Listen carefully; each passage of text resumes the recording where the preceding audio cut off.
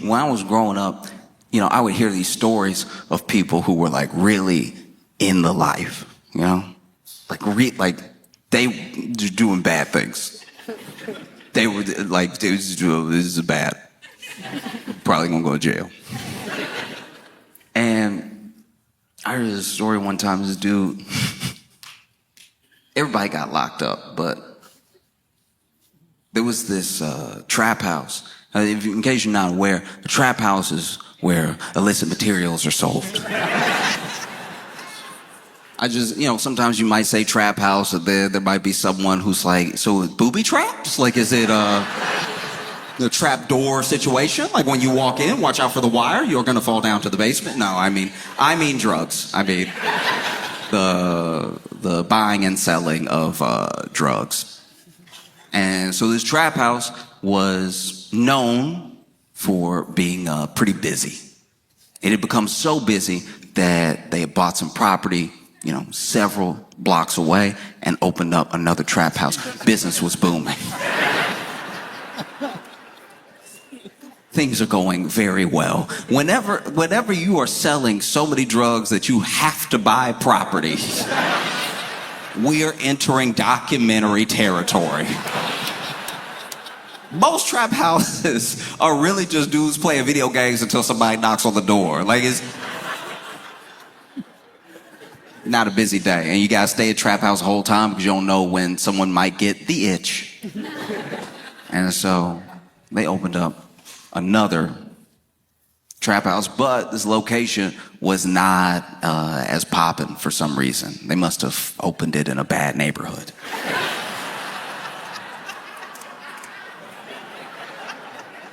Can you imagine being on drugs, being like, I'm not going over there though, that's dangerous. And so even though they opened another location, and even though they tried to tell people, hey, you can come here or you can go over there, people liked the original trap house. It stayed just as busy as ever, with some business going on at the second location, but mostly it was here, right? And, okay. Let's just call him Jerry, all right? Jerry ran both trap houses. And he did a pretty decent job, kept his books, kept his finances, really, like, he knew his inventory, He could have made a great store manager at any grocery store. There was this dude named Twan, and Twan found out about these very popular trap houses. Well, one popular, one not so popular, right? And he made a plan to rob the trap house, the main one, the lucrative one, right? So his plan for robbing the lucrative trap house was to basically set up a diversion at the one that wasn't as busy. So he basically faked a robbery at the one that was not as busy. He had some guys go over there, bang on the door, act like they had guns. They were about to break in because he knew it would make everyone call Jerry. Jerry and his boys would go over there. By the time they get there, those guys have already left. And then the main trap house is left defenseless. They break in. Twan and them break in. They steal all this money out of the trap house, right? Take it back to their place. Now, their place is a stash house. Stash house should be self-explanatory. If I've lost you at stash house, I cannot help you. But the trap house has been robbed. Everything's been taken back to the stash house, okay? And then Twan and his boys thought they had made a killing. They were like, this is great. No one even knows that it was us, because they had planned it very well. They planned it all the way down to the detail of if those guys who did the fake robbery got caught, they wouldn't even know who hired them, right? But Jerry's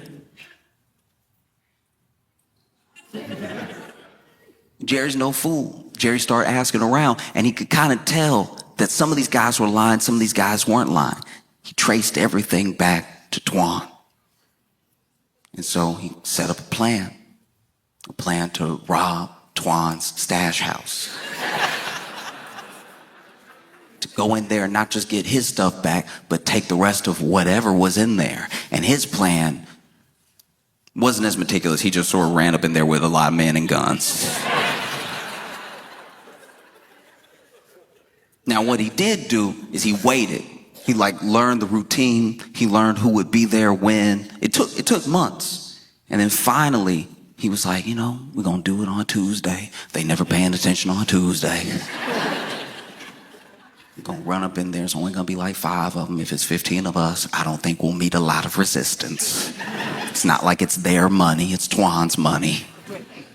And so that's what they did. They broke up in there, went ahead, zip-tied everybody,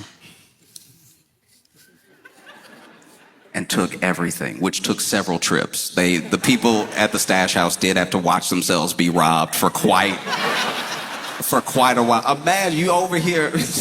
You're not gonna get away with this. Then you think they've left, they come back in the door. Left all this right here.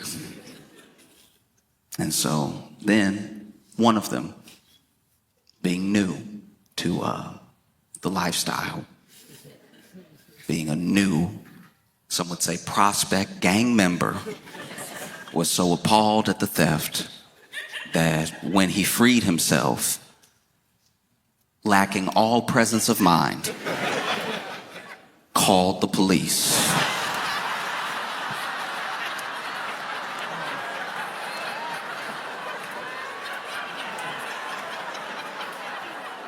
This man called the police. It was like they ran up in there, they had guns and everything. They had a gun in my hands. He's telling all this to 911. They took everything. They took the weed.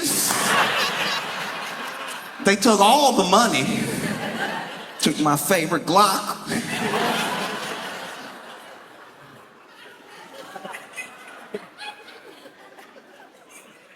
And, some people were duct taped and everything, duct taped over the mouth, zip tied behind everything. So when, as soon as he called 911, he started freeing everybody else. And as soon as he ripped that tape off, they're like, "What is wrong with you?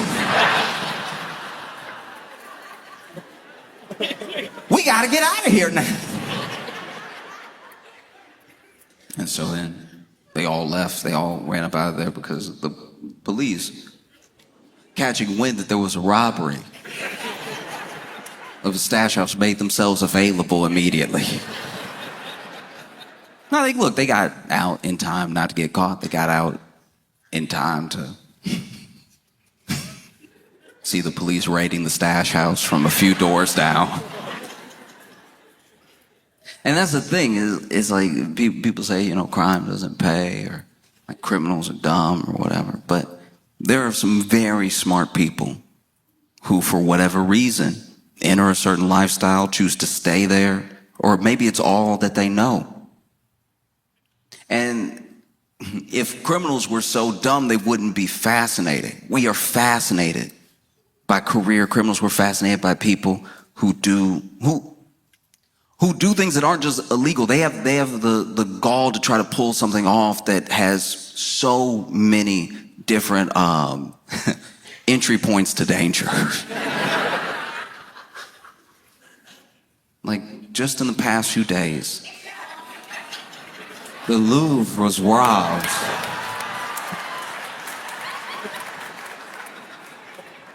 And I have not been able to settle. This is amazing. Okay, so if you're not familiar with the Louvre or the Louvre or whatever, it's one of the most visited museums in the world, and people go there and then they act like they've been changed by art. And you ask them what they saw, they can't name anything or anybody. They were just like, "No, the Mona Lisa was there, looking unimpressed." Well, there were these robbers that broke in, and they broke in dressed as construction workers, right? They had actually rented this like powerlifting vehicle that had a ladder that would bring them up to the next level where they could cut in, because they brought tools to cut in through the window and enter that way. They didn't want to just come through the front. And it made sense that they were dressed as construction workers, as the Louvre is under construction. Permanently, I guess. It's always under. Why is Europe never finished? Europe always, all of Europe, always, unless you're out in the country, there's always like, oh, we gonna fix this road. We've been working on it since 1822. But that's y'all's fault. Y'all keep changing the roads. We just, right when we finished the cobblestone, y'all were like, no, it's asphalt now. And so look, they break in, and they break in with these power tools. They had like an angle grinder and everything. And that's when the alarms were going off and stuff. And then they get in through this museum window. And the part of the museum that they're in is where these rare crown jewels are being held, right? They didn't bother with the Mona Lisa. There was a crowd. There's a line. You'd never make it out. People be like, no, I want to see. And people keep, they keep criticizing the security. They keep criticizing the people that were doing security. But those people did approach them. They were like, hey, you don't. you better not. Because what is museum security really supposed to do? Let's be honest. Let's be real. If you work security in any format, they should arm you with as much as it takes to protect what's supposedly valuable. Think about this. When you see someone working for like Brinks, right? And they bring a Brinks truck to do a deposit for a bank. Let's say a whole grocery store is like, hey, we got like $250,000 that we need to transport over to the bank to make our deposit. The bank is like, don't worry, we'll send somebody. They hire Brinks. Brinks comes over. They have a truck, and not just a truck, like a bulletproof truck. And then they get two people. They get two people to make sure nobody knocks you over the head when you're trying to grab the bags and put them in the truck. They get two people, and not just two people, two of the biggest people you've ever seen. Like two people that are so big that it's like, you are the gun, right? And then I think they give them a gun. They always hold in their pocket. Maybe they don't have a gun, but it looks like they have a gun. And they don't give them cuffs because they don't plan on taking any prisoners.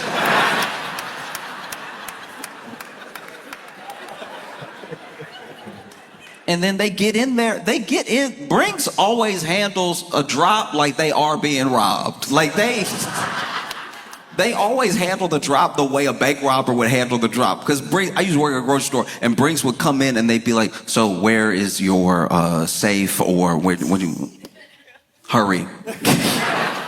And we'd be like, oh, it's over here. Okay, it's over here, all right. And then the one would get to work putting,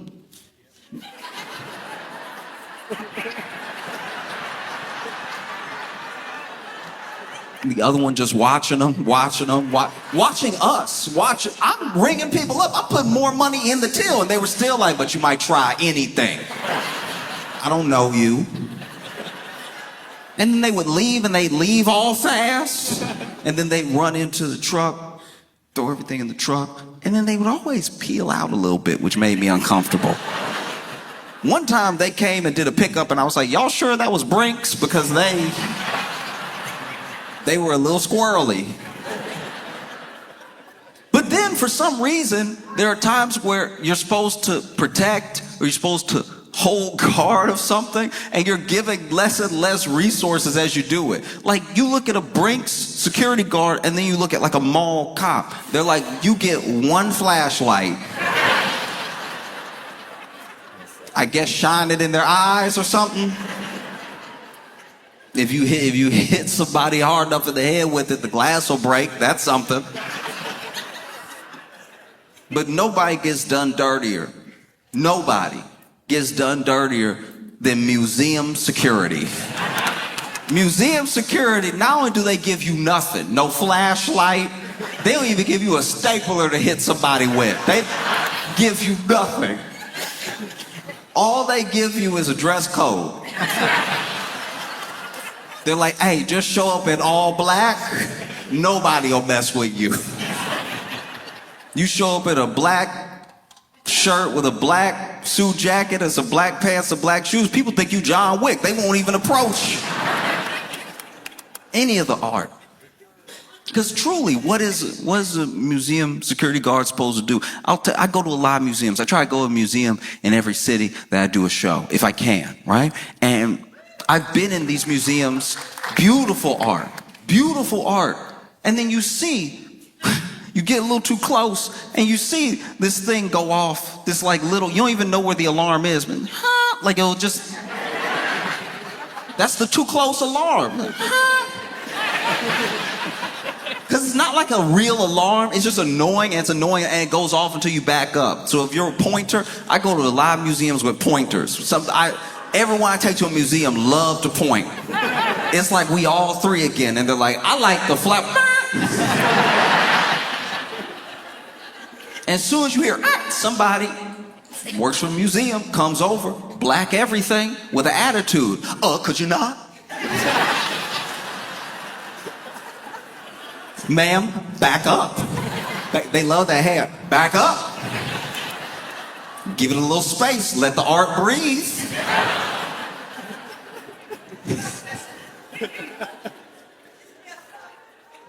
And you want to know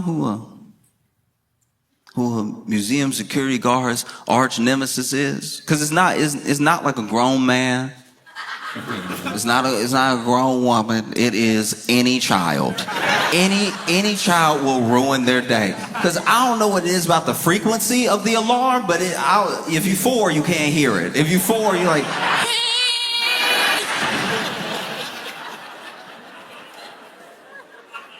I was at this museum one time. This security guard was in a true predicament because this child was out here touching everything.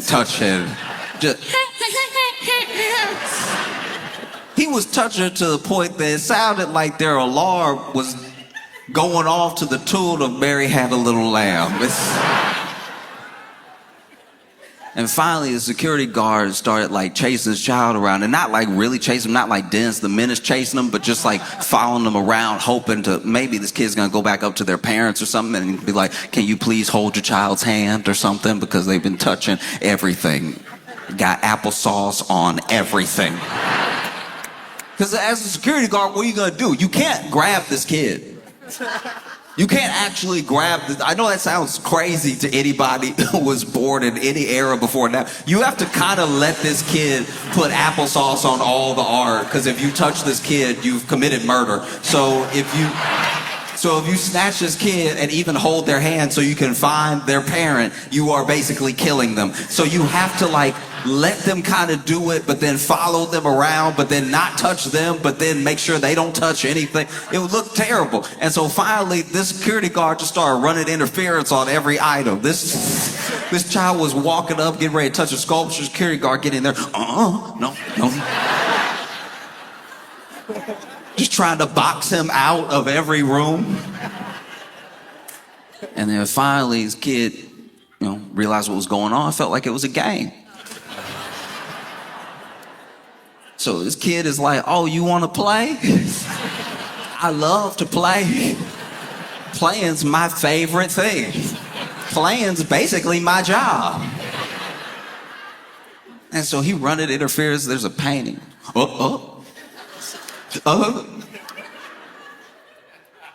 And finally, this kid gets boxed in. And even the security guard's like, I don't know what to do now. Because like, this would be when you would like snatch their hand and be like, hey, is your child not with you in the museum? I might have them. But he was like, doesn't want to touch his kid, but doesn't want the kid to touch anything else, but then is in the corner, but then is also a grown man cornering a child in a corner. Just because you're at work doesn't make it look better. All this kid has to yell is stop, and you going straight to jail. I'm your only witness, and I'm not really here right now.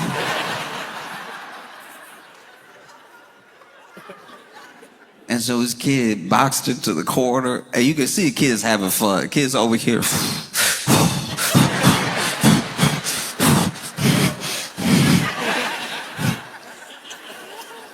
Nowhere to go but under. This kid slipped under his legs and ran away. This man turned around.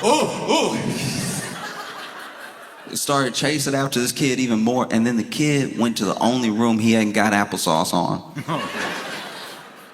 And was next to this painting. I don't really remember who painted this, but it was a huge, huge painting of a ship in a storm. And it was one of those that was like, it was a marvel because of its scale. You know, so it's not like one that you just hang up and 6x8, whatever. This thing was huge. It took up almost the entire wall, which meant he could definitely reach it. This kid walked up to the painting, and now the whole thing is a game. Touching the stuff's a game, trying not to get caught is a game. This kid's having fun. He thought museums were boring. He's having the time of his life. This kid standing next to the painting. And admittedly, I was also running after them so I could keep watching. I didn't try to help at all, but I was like, I gotta see the rest of this. Like, what you gonna do? This man gonna run out of breath soon. Security guard gets in the room, huffing and puffing.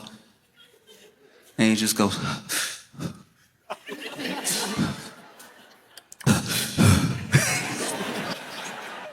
even the kid for a second was like, ooh, are you?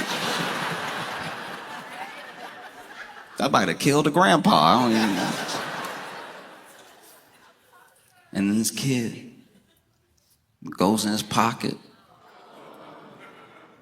and lifts an applesauce covered finger. And I was like, it's been in his pocket the whole time. Children are disgusting. This kid been running around with a pocket full of applesauce this entire museum trip.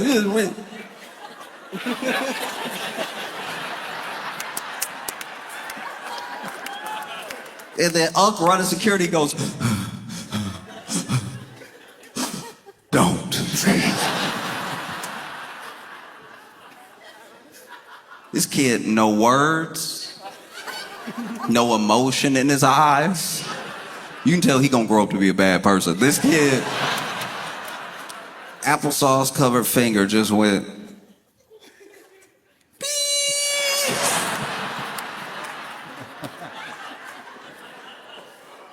and so if a security guard is defenseless against a child, what do you expect them to do against actual robbers with angle rods that they just used to break into the second floor window?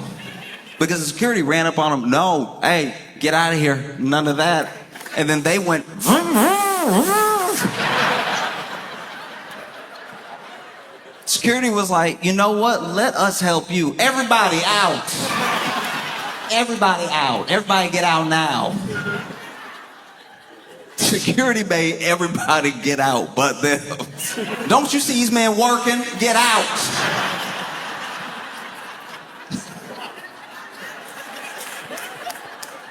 They over here on time crunch. And you over here, ooh, look at the jewels. Get out. In fact, there was a news report that cracked me up. I laughed so hard because the security report, there was this person who, I don't think they were like head of security for the Louvre or anything, but they were basically like, it is museum security's #1 job to make sure the people are safe, and that's what they did. They made sure the people were safe. I was like, you are changing the narrative right now, because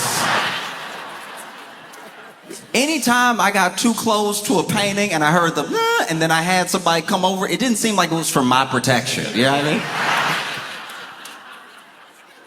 It wasn't like they were running up, hey, that one, that painting, that wakes up. Don't get close. Please.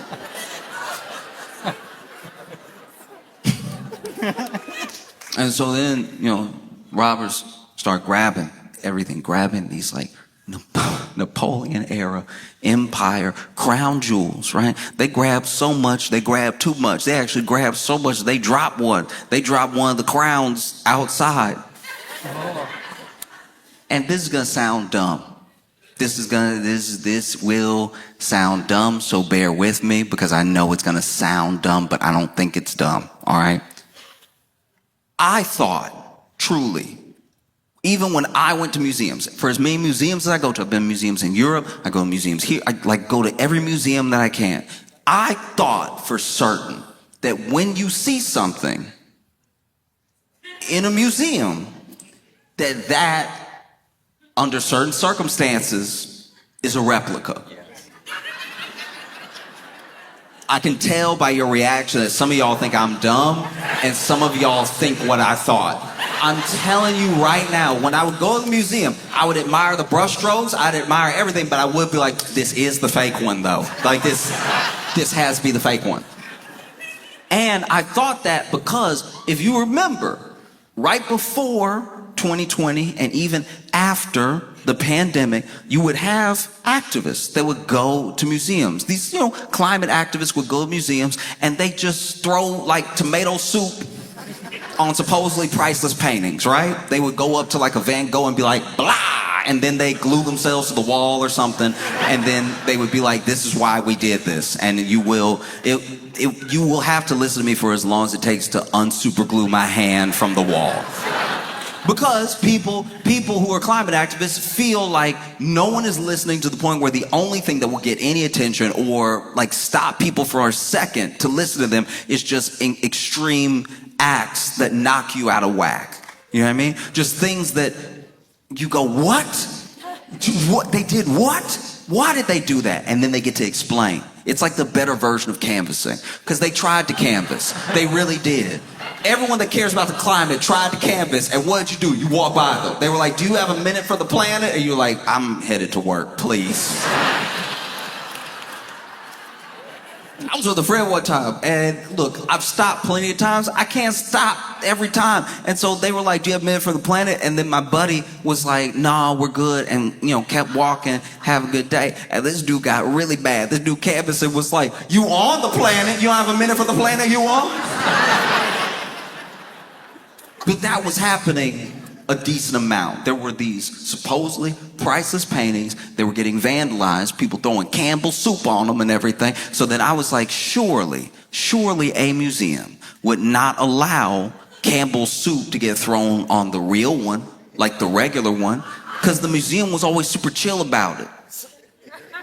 The museum, they would like throw tomato soup on a Van Gogh and the museum would be like, stuff happens, we gonna get it off. You gonna what? You gonna get it off? Because when I got close, when I tried to smell the painting, I heard, and then you came over, no smelling. It was get it off, no big deal. Or you would see things like I don't know about you, but the tomato soup that I eat got a little oil to it, and you throw it on oil painting, it seems like it might leave a stain. I have no idea. But then you would see the museum come out and be like, no permanent damage was done to the artwork. And I'm like, how? I've dropped suits that were clear on my hoodie before it had the stain forever. How's this 200-year-old acrylic painting fine? It must be a fake. I used to think that, look, if you go to a museum and you see just like you could touch it, that one can't be real. But if you go to a museum and it's behind glass, that's the real one because they bothered to protect it. Why are you just bothering to protect some pieces? That doesn't make sense to me. So then in my head, I was like, those aren't the jewels. You know what I mean? That's just colored glass. These people so stupid, they ran up in there and risked their freedom for some colored glass. And then the French government came out and said, priceless items have been stolen from the Louvre. And I was like, that's the real jewel! Y'all didn't run any armed security around the real crown jewels? For a split second, I felt like it was my money. I was like, what are y'all doing? Ooh, I need to sit down. Price, you said it was priceless. And then right after saying it was priceless, they were like, it's about $100 million. I was like, oh, seems like a price. You said prices for a day and a half, and then immediately y'all were like, I think 103 probably. At least round up to 110.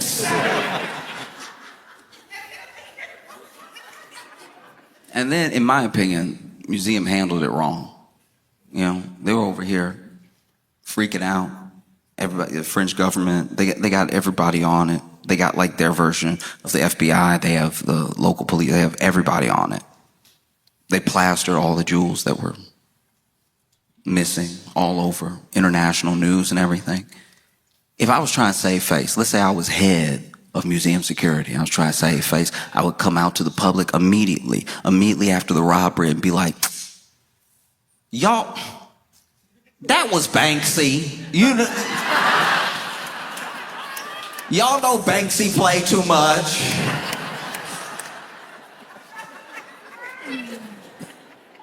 But this is where I wish that they had done a better job of being creative, being inventive, you know? You've just been robbed, one of the boldest robberies that we've seen. And you are the most visited museum in the world. Why don't you just see this as a W?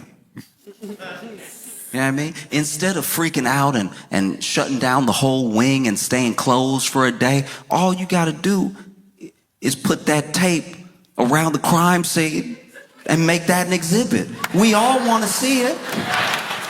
Bring people in. Make the security guards that did do their job, the tour guides, just be like, it was 4 of them. They ran up in here. I was like, hey, get out of here. And they were like, ving, ving, ving. I was like, you right. All right, I'm gonna go. But I'm telling everybody, and that's why I'm telling you now. And yeah, you can see the glass right here. Take a piece of glass home. You can take a piece of glass home if you want. The jewels used to be right there. That's crazy, right? Jewels used to be just like, and the light used to hit it like that, but then they brought the grinder and they so. But they were real. That's why I'm doing this now, or else I'd be fired. Oh, that sucks. It does. It sucks because, like, it's just gonna turn museum security into TSA. You know what I mean? Because look, this was, as far as museum security goes, this was their 9/11. So if you think you're just gonna roll up in there and have a good time, that's not what's gonna happen. You're gonna show up and they're gonna be like, all right, shoes off. They all gonna have the wand now? Oh, brutal stuff. You're gonna walk into your local museum. You're not even in France. But there's gonna be that security guard, takes his job extra serious, and be like, you're not gonna get me, not today. Pants down. Pants down. No, I got a check. You could have anything in there. You could have an angle grinder in your pants or something.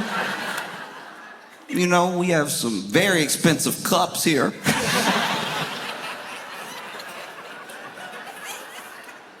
I love a tour guide at a museum because then they'll tell you how expensive something is. And at least with the pottery, maybe this is me not being cultured, but some of the pottery that's in museums, and then they'll tell the story of how the pottery got to the museum, and then they'll be like, you know, this is worth easily $100,000. And I'll be like, nah, it's not. It's not. Like, it isn't. Like, it is not. As much as it is here, it is not worth that. Like the function of is, like it is here, like it exists, like it is. It is here. And it is not worth that. And you know how it's not? I know it's not worth that. I know it's not worth that. Because you had to tell me how much it was, because I thought it was worth nothing. I thought y'all dug it up and brought it here because y'all were like, this was just in the ground. Isn't that interesting?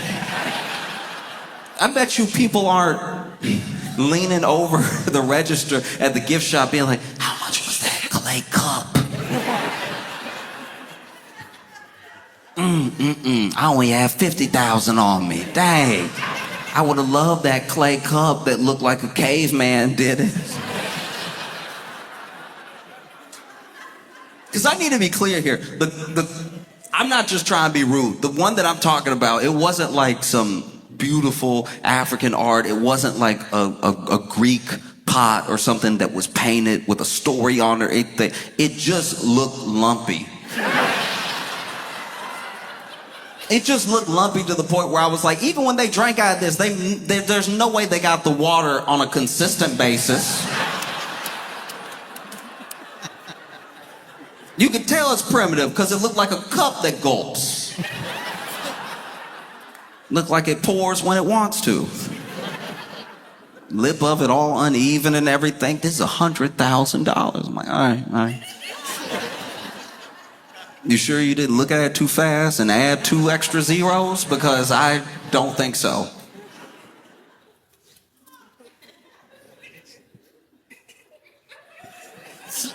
There was a guy. There was a really rich guy, apparently. I don't know him, but everybody was saying how rich he was. And he got on the Instagram to actually physically cry about the crown jewels being stolen. And he gave this whole speech about how, like, the robbers, because there's this assumption that the robbers aren't gonna be able to just sell the jewels they stole as is. There are plenty of people in the world that would pay the money it would take to sell them just as is, and maybe they just keep it and only they know they have it. But art collectors usually like to show off their collection, and so they can't tell anybody. So it's better just go ahead and maybe melt it down, sell the jewels. The jewels themselves are still very expensive. In fact, you'll see where throughout history pieces have been stolen. Mona Lisa was stolen before. Pieces sometimes get stolen, but unless you can sell it to someone, what's it really worth? And so there's speculation that already these jewels have been melted down and being sold for parts, or maybe pieces are being sold that might not be able to be traced back to the complete set. And this guy got on social and he was just crying. Dude had to be in his like 50s, something like that. And he was like,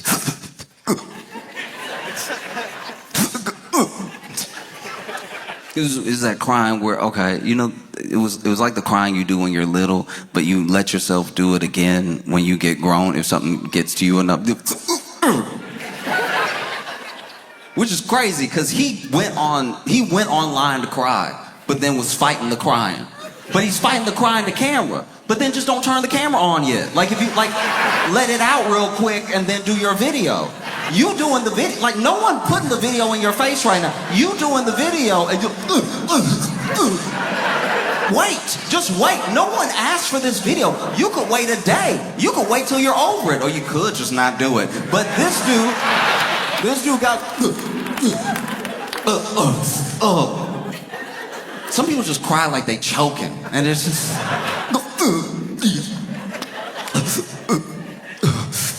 and then he said a bunch of stuff, and he did say it in French. I don't speak French, so I'm gonna paraphrase from what everybody said he was saying. But I know he said some of this because a lot of people said he said it, and then I know there's some of it that might be like editorialized on what he said, because I don't know if he said that because I don't speak any French. But and then also he didn't even say what he said in French well, because he was crying through the whole thing.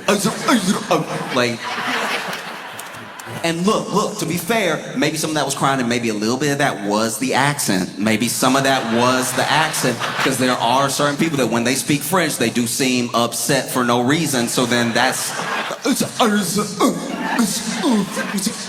like, was that a cry or was that one? Were you saying one just now? Were you like, or is that you trying to hold it together? Because that's why you should have waited to make the big,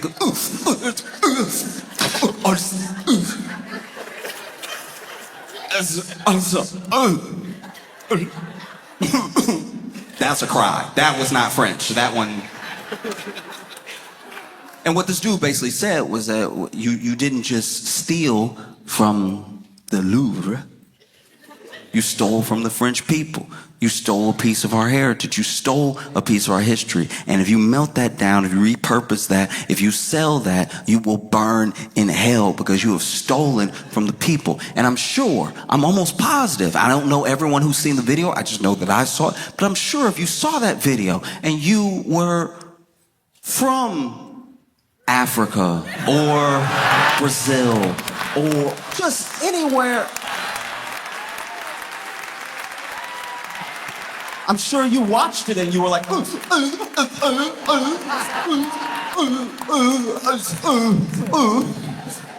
oh no. Someone stole a piece of your heritage?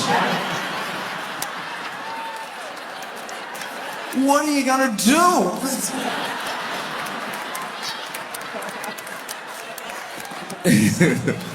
Someone in Sri Lanka is like, not France. No. What are you gonna do? And look, I can understand if you are from some of those other countries, if you're from like an African country or something like that, if you're from Haiti, you see this thing, that you might be like, oh no, not the Louvre. They have our stuff too. Did they steal our stuff? Now it's gonna be harder to find, because that's also what was there. So now, oh no. Someone stole it, you know? I just love the story so much. I love the robbers. Cause look, because they even showed up. They weren't just dressed in a construction outfit. They had on the, you know what I mean, the thing, mask and top and bottom. You know, they were wearing the baklava.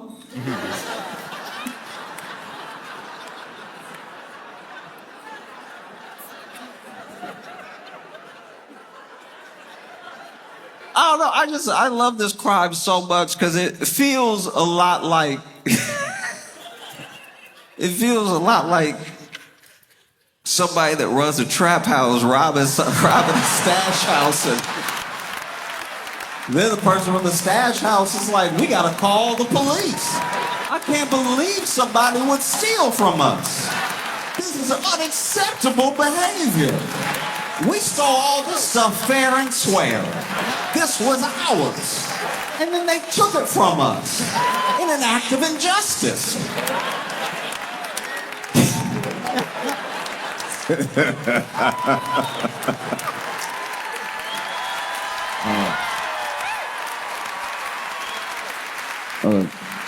Stanford, y'all have been amazing. Thank you so much. I appreciate y'all. I hope you have a phenomenal time. I've been in Honolulu for a week, and I have been dressed like this the whole time. In case you were wondering, yeah, this is what I wear all the time. There were people who, recognized me on the street, said, hey, and then there were people who didn't recognize me at all and said, hey, are you all right? Like, something going on? Aren't you hot? And, yeah. But it's been beautiful. It's been amazing to just walk around, see everything, meet people. This is, man, y'all are very chill. Like, I know it's a stereotype, but it's also happening, and it is just coming from someone who lives in New York. It is genuinely jarring. It's like, this is wild. Do y'all even know this? Everybody's so chill, which I understand is a beautiful place. This is an incredible place. It truly is. You're still on planet Earth, though, so like. Do you know what I mean? Like, a little disrespectful to not be freaking out a touch more. Yeah, I mean, it's charming, but only to a point. Genuine. Y'all live, even here is so beautiful, but also this is dangerous too. Y'all don't seem bothered at all. This is active volcanoes. There are active volcanoes, actors. The ones that do it. The ones that volcane are here. And y'all are like, do you want to go see it?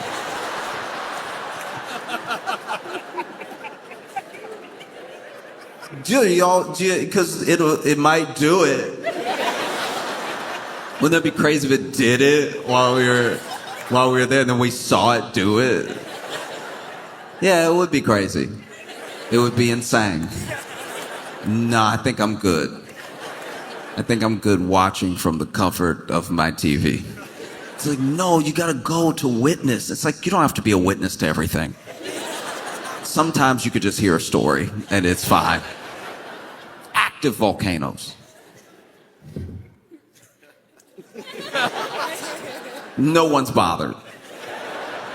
No one, wow. I've been places where nothing was gonna happen and they were freaking out more. Do you know what I mean? Like, I have friends in San Francisco. And those friends in San Francisco, like, you know, any day now, we could slip into the ocean. We could just break off. We just snap like a Twix. We could just...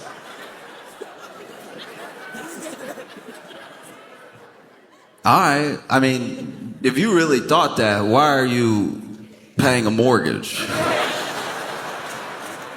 That's a little wild, right? That you think you're gonna slip into the ocean, but also, you gotta do something. No, it blows my mind. Oh, it's been so cool to be here. I had no idea what it would be like to see this many roosters roam free.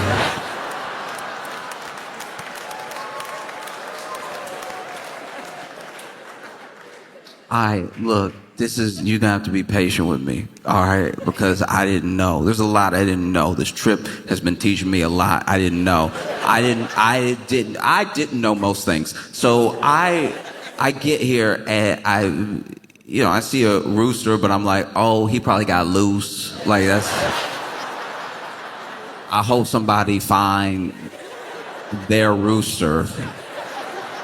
I'm like, oh, because I hate to see, you know what I mean? Like, I hate to see like a lost pet or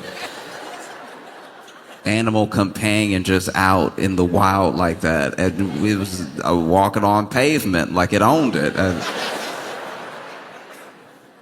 And then I heard like a rooster, and it wasn't. I really thought, this is how you know I grew up on cartoons. I really thought they only made noise like in the morning. I was positive that was like the nature's alarm clock. I didn't know they were like dogs and they could just go whenever they wanted.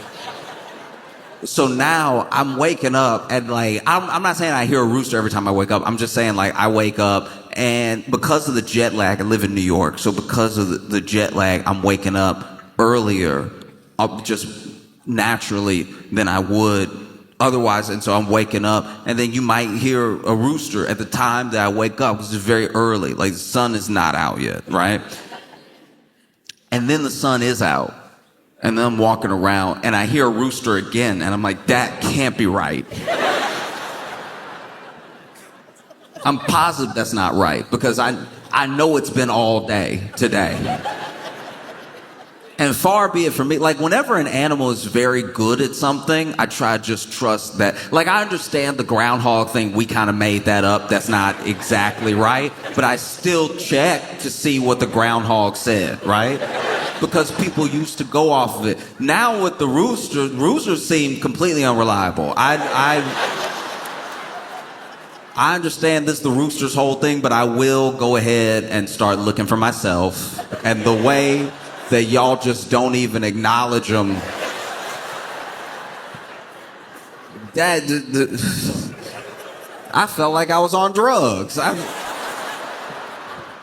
Was looking around at the roosters, and I was like, all right, so nobody gonna come get.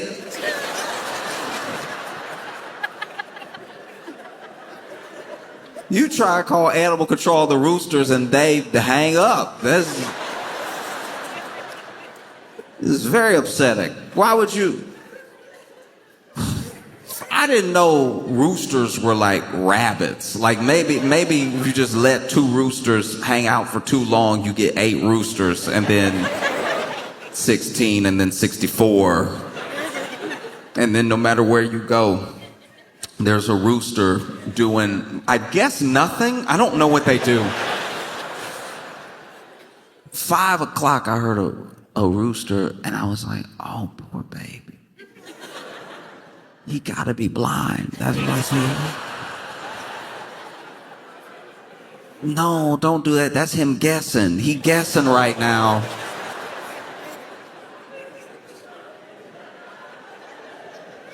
And then I realized I was completely off base. They don't just stop making noise because of the time of day. Wow. You learn something every day you should already know. That's deeply embarrassing. It's been beautiful. It's so beautiful, and everybody is so like laid back. Not every single person, but like as a general state is laid back. The people who I see freaking out, the people who I really see freaking out are not from here. You know what I mean? Like the people. There are a lot of people. Like you could tell you could tell who's like from here and not from here also by how there's a look. There's a look in the eyes of a person who like when somebody just got here, they seem like they could be from here because they're so excited to be here. When somebody just got here, they're like, oh wow.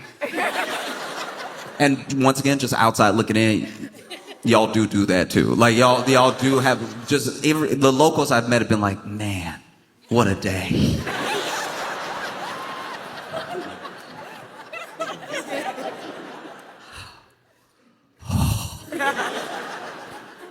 And then the last day hits. It's time to go home, and you can tell it's a different look on their face. Their eyes different because they finally got the bill from whatever.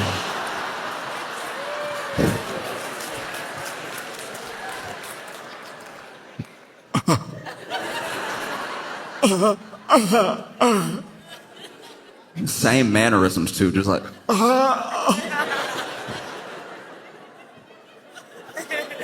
Oh, but it's been beautiful to just walk around and see so many people that know how to swim. That is.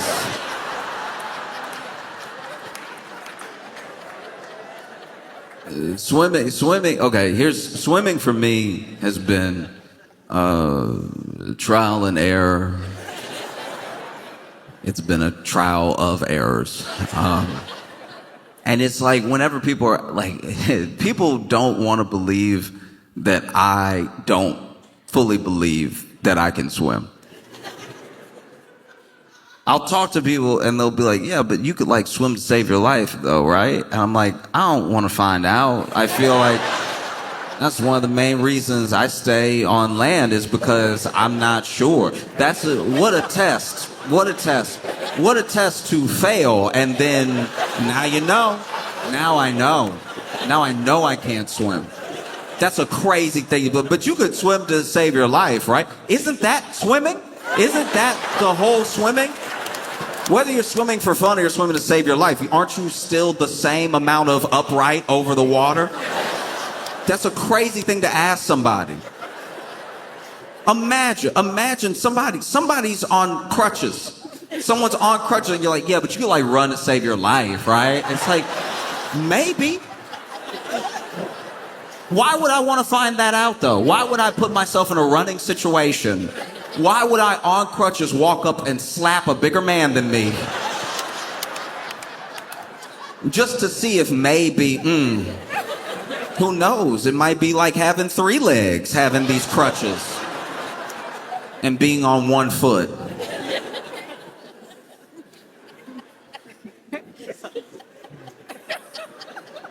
And then you see people surfing. I love watching people surf at home.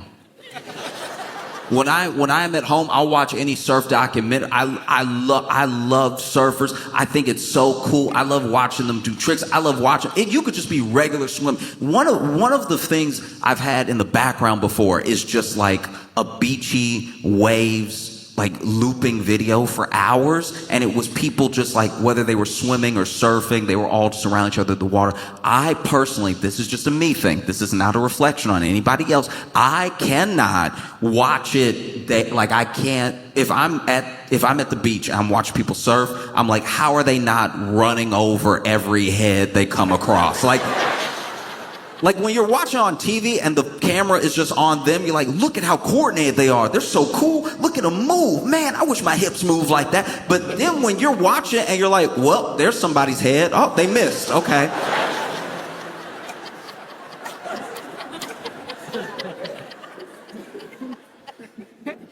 I watched my friends. One time I went to a beach with my friends. My friends went swimming and they came back and they were like, you sure you don't want to get in? And I was like, you keep asking me if I could swim to save my life, but then also ask me if I want to get in. I think I'm good. I'm good on the beach right here where it's level, where if I drown, it's my fault.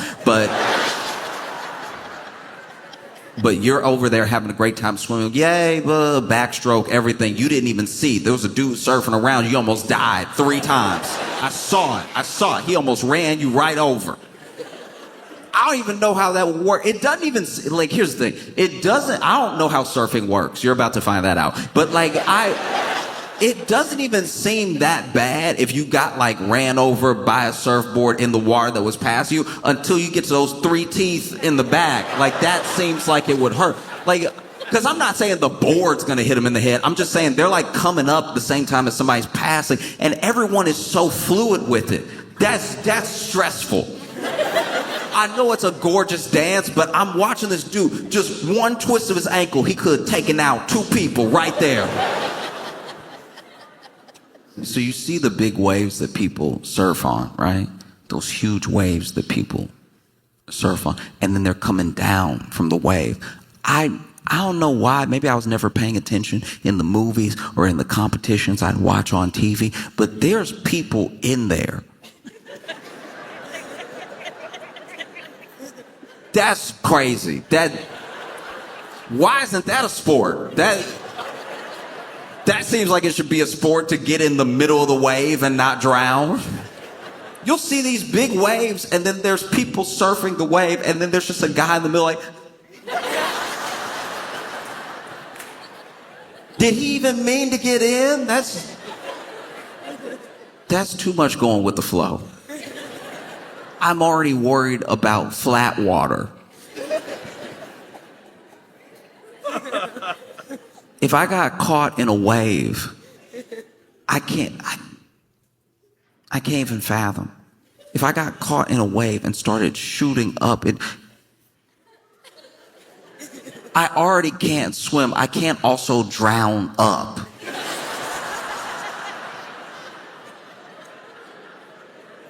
Imagine 10-foot wave, you inside.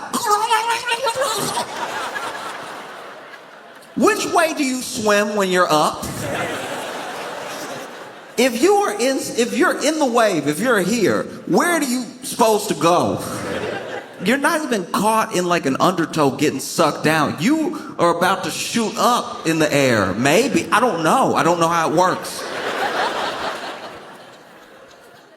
Oh, I'd be so embarrassed if I drown up. I don't even know if they let you into heaven, because you would be explaining listen, I was in the water, all right? But then there was really sick wave. There was a guy on it, crushing it. But I was in the middle, and I was real high up in the air. I could actually see that I was above land. But there was too much water in front of my face for me to take a breath. Maybe, if I had been snorkeling, I would have had that stick, and I could have leaned out and sucked some air. But alas, I was regular swimming. You can tell I'm not from here because I'll go to the beach and I'm not having a beachy time like everybody else. I go to the beach, I don't get in the water. That already probably looks suspicious. That looks like I'm just there to watch, which is, people watching at the beach is like sweet unless you're doing nothing. Like if you also went to swim and now you're like, look at everybody having a good time, you know what I mean? Or if you were like building a sandcastle and you're like, look at everybody, oh, it's so beautiful and everything. Or if you were surfing and then you take a break, look at everybody. But when you're me and you just went to go, and you just standing on the beach dressed like this, I'm sure I look like a ghost from something. I'm sure I probably look like the ghost to somebody out there surfing of like a hit and run they did or something. Just because I don't know anybody out there, so it's not like I'm waving. I'm just...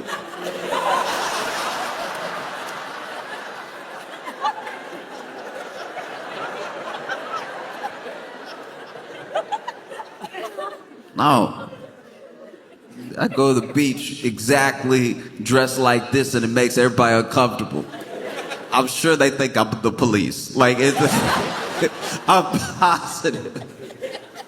This one time I went to the beach and I was just walking. I was truly minding my own business. I even stepped out of my comfort zone. I even took the shoes and socks off. I know you thought that I was doing that already, and I was not.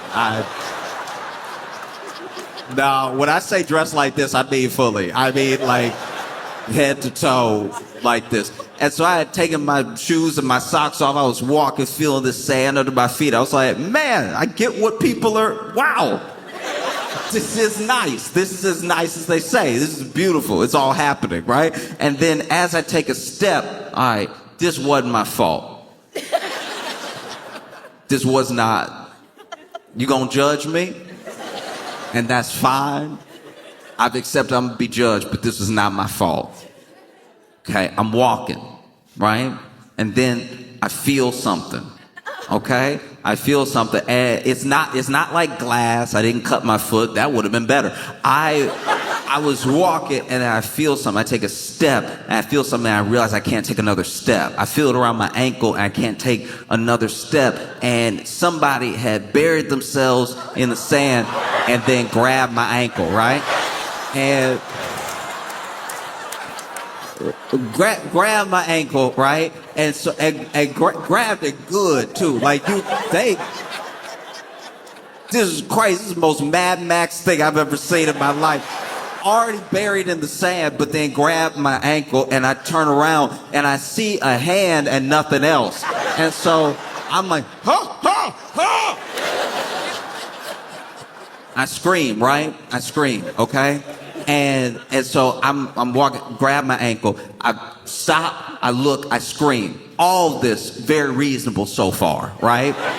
All of this is on the other person. Okay, so then I try to pull away. I can't because no quad strength, I don't know. But like I can't pull away like I want to. And so then as I try to pull away, I try to pull away twice. And this is still out of panic. I still don't even know what's happening really. I just know that there's a hand around my ankle and there's nothing else, right? And then I finally turn around and see the hand and keep screaming. So I have screamed for too long now, right? Like I should have processed what was happening. So then out of fear, I start stomping the hand off my other foot, right? So it's right here and I'm, right? So I stomp a while. Now, to be fair to me, they did hold on, all right? So then I'm stomping. Then they sit up, right? They did sit up, which should have clued me into exactly what was happening, but in the moment only did terrify me more. So then I went from stomping the head and I did kick them in the head, okay?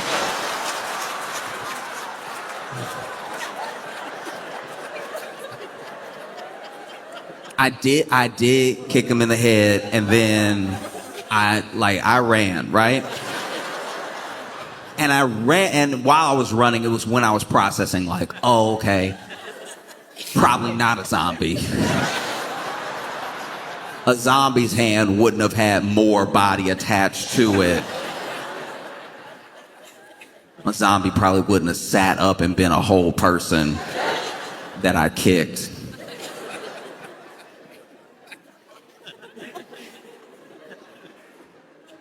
Also wild to do to a stranger. If it had been my friend, they still would have got their hands stopped, right? That was anybody. But then when they sat up and I was like, more? Oh. So I like the beach. I like it for all of you. I like the beach for everyone who likes going to the beach. And I'll go to the beach and I'll watch you have fun, but that's where it ends for me. Never taking my shoes off again at the beach.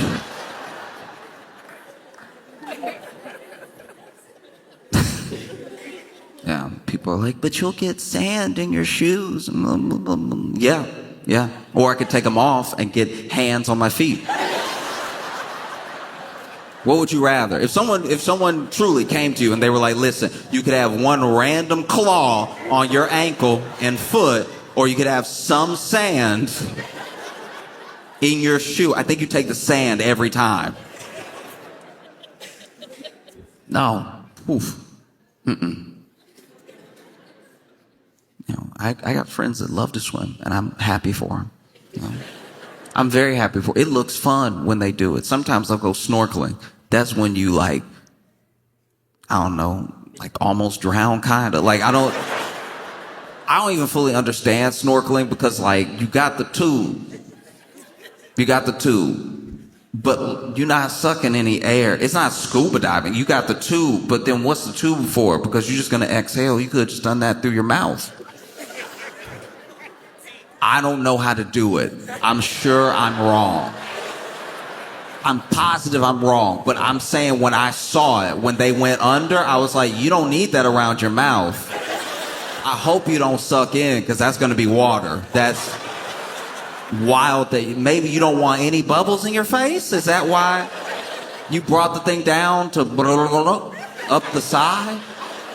Are you trying to convince the fish you're a fish? Is that the plan? No, if they see me breathing out of my mouth all human-like, they'll swim away.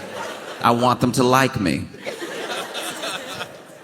Got friends that'll go scuba dive. Scuba diving looks very fun. That's when you try to drown. That's when you're like, I bet I can get lower. I bet I can get so low that even the water pressure is kind of affecting me. I didn't even know this. People who go that deep scuba dive, people who do the real deep stuff that look like it's from Mission Impossible. You know that stuff that's like an action movie where they're like, you're gonna have to go deeper than anyone's gone before to see this particular fish. And they go down that deep and then they come up, then they gotta get in a tank so that they don't explode. I don't know how some people create a definition of fun. I've never been almost about to explode ever. And I've had a pretty great life. The idea you would go down so deep that now you had a tank. Tank was on you. Then you went down. Now you come back up and they're like, you need to get in a tank immediately. Which I believe these people are experts, but in my head I'm like, but if they came up, aren't they good? You would think, I don't know, it's like you're already up here. So just don't take a deep breath, I guess. Just do some little ones. But then they got to get in a tank so that they level out, so that they can walk around again in not the ocean. Scuba diving just seems wild to me, because then you got the tank, and then they tell you how much air is in the tank, and you just gotta believe them. Nobody's ever been wrong. A tank's never been, because they'll be like, no, it's also on the tank. And I'm like, yeah, but like, you ever in a car and it says it's not on E, but then it does stop. And you're like, oh, this needle isn't as precise as I thought it was. Which is upsetting for a needle. You would think as soon as it hits, because some people, I've been in some people's cars, especially those old cars too, where like the needle hitting the E, I would even say it. I'd be like driving with my dad, right? My dad would be picking me up from school or something, and I'd be like, oh, it's on E, just so you know. And he's like, no, we good.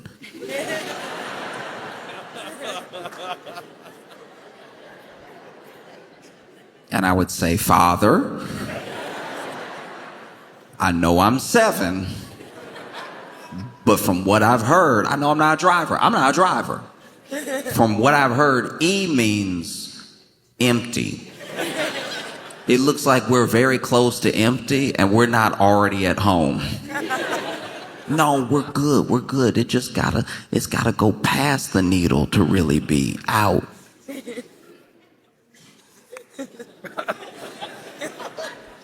Just because it's touching the E doesn't mean we're at E. It gotta go past the E, and then that's E. And I'm like, oh, then why didn't they put the E there? Seems odd that they put the E nowhere near where the E is. It's like, it's just the way cars made, son. I was like, Dad, look. I know I'm little, but I can handle it. You can tell me right now if we're poor, all right? That logic doesn't make sense at all. No, it's on E, but it's like not on E. I'm like, what are you saving up for?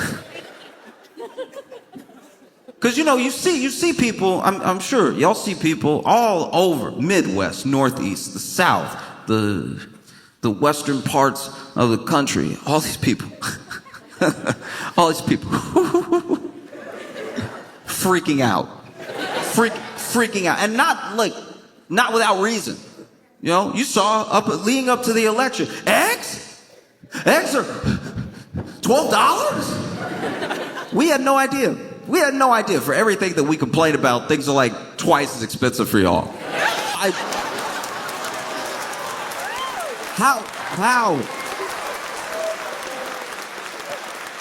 How are y'all not complaining every day? I can't believe that doesn't make you angry to see someone from Indianapolis be like, the apple juice was $6 before and it's $8 today. That doesn't seem fair or right. Meanwhile, here it's $22. And not only is it $22, there's one jug. Like even when you got the money, you gotta make sure you get there first. And still, how? And still, y'all are like, with enough time, with enough patience,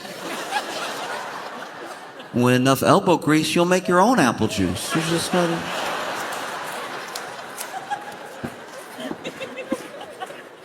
Sometimes when I'm upset, sometimes when life is getting me down, something really grinds my gears, I just try to take it out and try to exercise it in a productive way, you know what I mean? So whenever I'm really angry, I'll get something and I'll just like grind something down, right? And just grind it down over and over again. And then I started to do that with the apples, and then I made apple juice, and now I'm fine.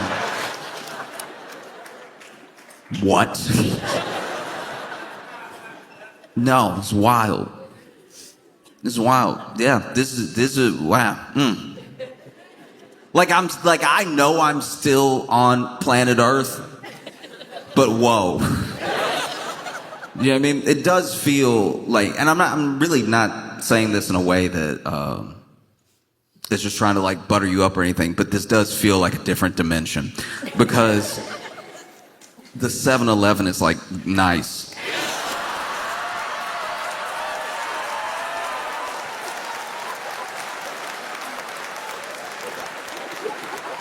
You need to understand Like, even though you're clapping and you're cheering, I don't even think you understand what you're clapping and cheering for. The 7-Eleven being nice.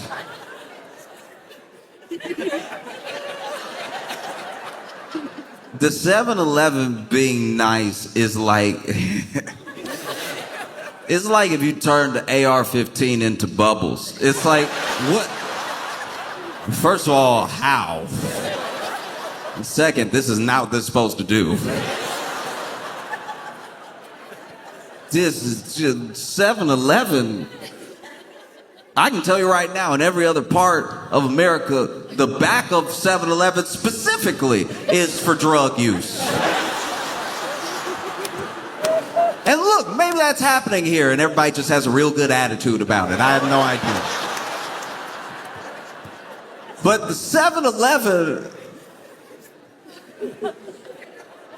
The 7-Eleven in New York, okay, so look, the 7-Eleven in New York, there was what, this is just an example of how bad it can get, right? There are some places where people who are in any way sort of down on their luck, truly unfortunate, truly having like a rough go of everything, will try to find some way. They need some money. They need something, right? And so they will hang out outside the 7-Eleven. And one of the things that some people do, especially in New York, is they will hold the door open for you when you go in. They'll open the door for you when you walk out, right? All in the hope that maybe if you have spare change or if you could get them something, that you will give them something for that thing. Let me try to do you this small service in return for something, right? Because they don't have anything, you know? And that's something that's like common practice in New York at plenty of places. And the 7-Eleven that I went into in New York, I saw a guy, he was standing in front of the door. He had his hand on the door handle. And I like nodded at him. I was like, hey, how's it going? And then I went to walk into the 7-Eleven and I hit the door. I hit the door because this man wasn't opening it for people. He was charging people to get in.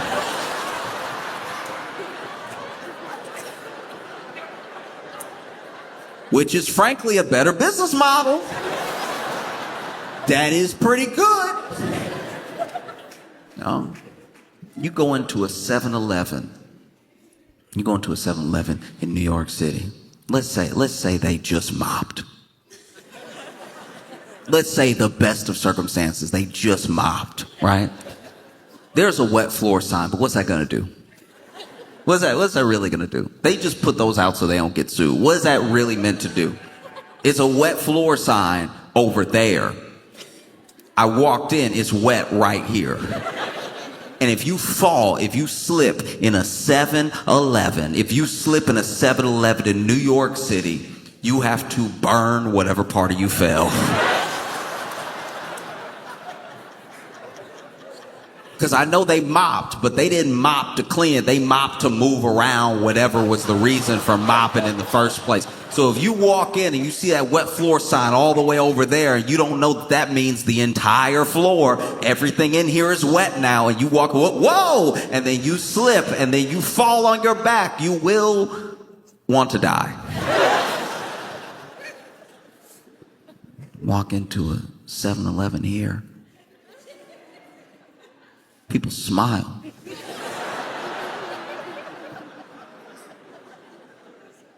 I know this is common for you. I know that you don't understand what the difference is. I want you to imagine, goodness forbid, but let's imagine that you went to jail. And when you got there, everybody smiled.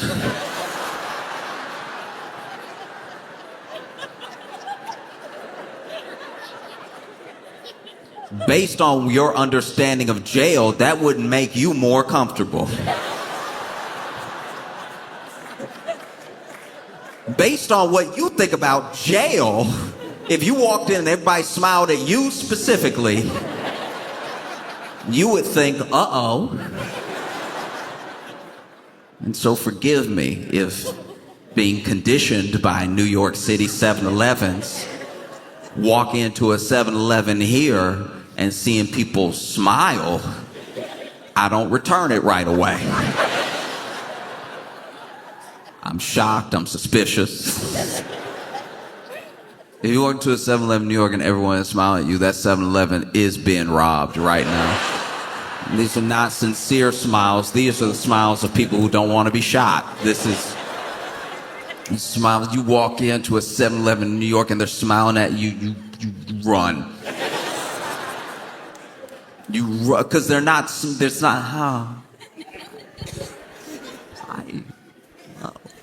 it's a,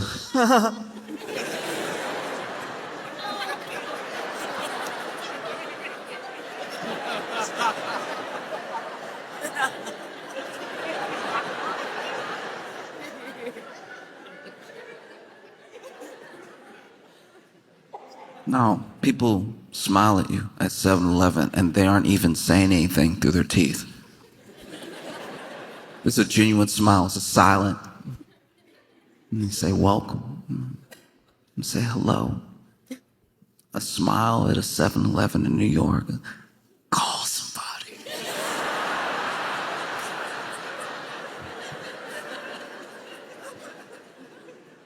It's one with a gun. But I think the other two in on it. Hurry. Not just a nice 7-Eleven with nice people. You got different stuff, which is unfair. You got whole flavors. You got whole flavors I can't pronounce. You go into a 7-Eleven here, and you gotta understand.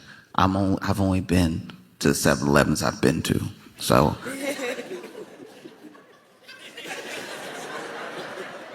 Sorry that I'm uncultured. Everything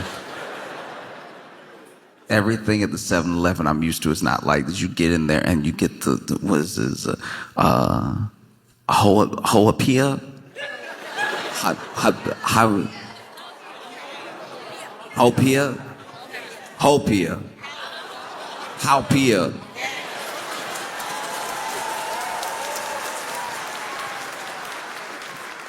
We go to a 7-Eleven and you get a Hopia Slurpee.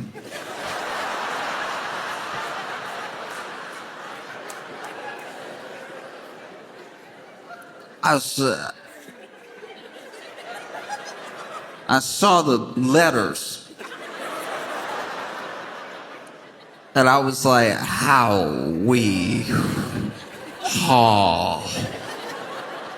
I didn't even say it right just now. Get the Lihing.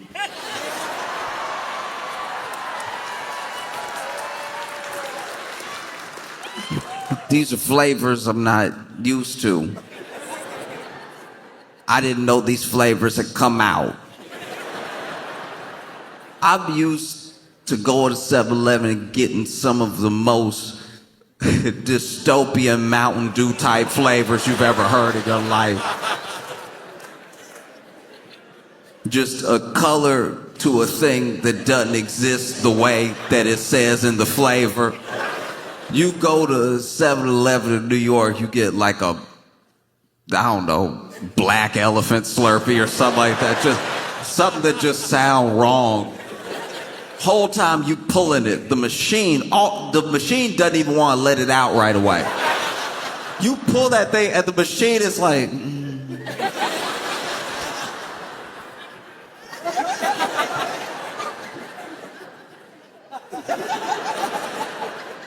And then after a while, you hold it open long enough and the thing is spinning. Finally, the machine is like, if you insist. And when it hit the cup, it doesn't sound right. When it hit the cup, you're like, something hard inside, something soft. I know sounds. This is not all liquid. Not even all ice. Something, then y'all can put 3 rocks and 4 paper clips in here. I could tell from the way it's falling, because it falls with no integrity. It falls with no real consistency at all. How? How? McDonald's is good here. How'd you pull that off? Same company. This is the same, it's one company. That's crazy. That's crazy they would bring all the good McDonald's here and they would make us eat slop everywhere else. McDonald's in New York City is where you do heroin. I don't mean the back like a 7-Eleven. I mean in the restaurant portion of the McDonald's. I mean you order your Big Mac and then you sit down at your table to do your heroin. The Big Mac is just a formality.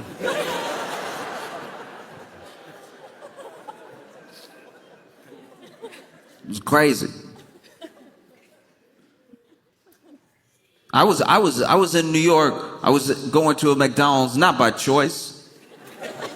My girlfriend wanted to go to McDonald's, and so we went into a McDonald's, and all she ordered was an ice cream cone, one ice cream cone, one cone with ice cream on it. You would think that there's no way the devil could get involved. It's one ice cream cone. It's ice cream. It's ice cream with a cone. It's simple. We've seen it a million times. It's not revolutionary. And they handed her ice cream with a cone. And before she could even take a bite, she felt something. And she turned the cone, and there was a Band-Aid. Unless we're having a nightmare, how? How do you just have them in the back ready to go? In case anybody thought they were going to enjoy McDonald's in New York City?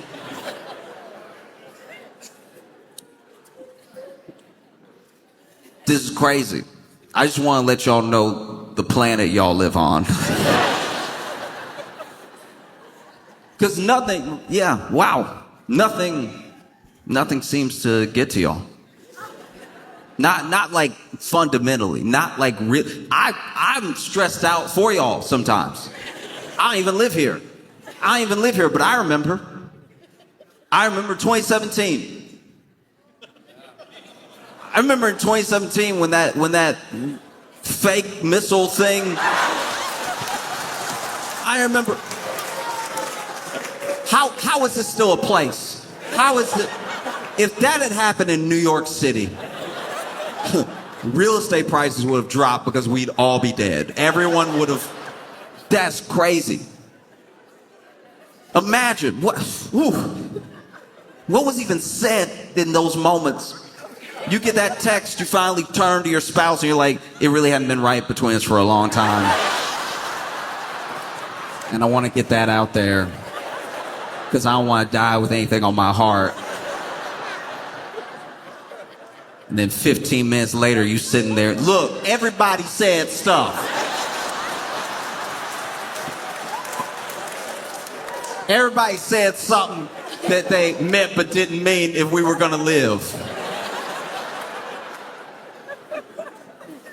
How? Wow. I can't imagine getting that message at work. You at work. You might not even like it here. You at work, and then you get the false alarm. You get the, hey, no, you're actually good. Hey, somebody pressed the wrong button. That blows that's how I can tell y'all are actually really good people. The fact that thing happened and so many bosses went unpunched Y'all thought you were gonna die. And nobody punched their boss right in the nose. Nobody, this is it. This is it. Because the other message didn't go out right away. People thought they were gonna die for like 8 minutes or something. And that's if you looked again. That's like if you checked. You know, some people reacted the way I would react. There were some people that like found, manhole cover, jumped in, everything. All right, okay, yeah, you jumped in. There's some sewage, it's stinky, but you would have lived. You would have, you know what I mean? You would have lived. Then there's other people that, wow, I'm not judging, but truly no initiative. Like, truly, I heard stories from people that were like, yeah, it went off and I just finished my TV dinner and...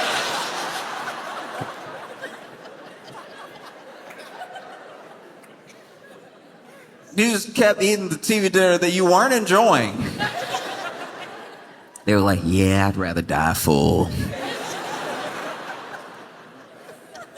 And then the fact that like there wasn't like a riot. The fact that there wasn't a riot over the person who pressed the message went out, hey, sorry, we pressed the wrong button. And then as a state, y'all were like, stuff happens. It's not like that big a deal. I don't know why everybody's stressing out. Yeah, buttons are confusing. Sometimes I press the wrong button. It's not that big of a deal. It'll be fine. It'll be fine. I just have to call a divorce lawyer and I'm just gonna hold everybody to what they said while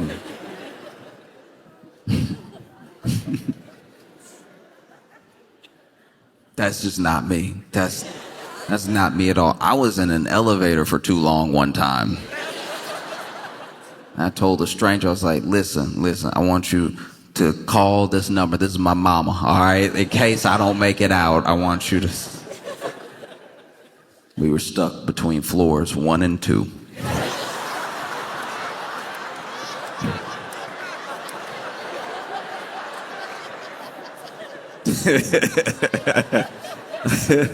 Who knows though, that drop could have shook me up.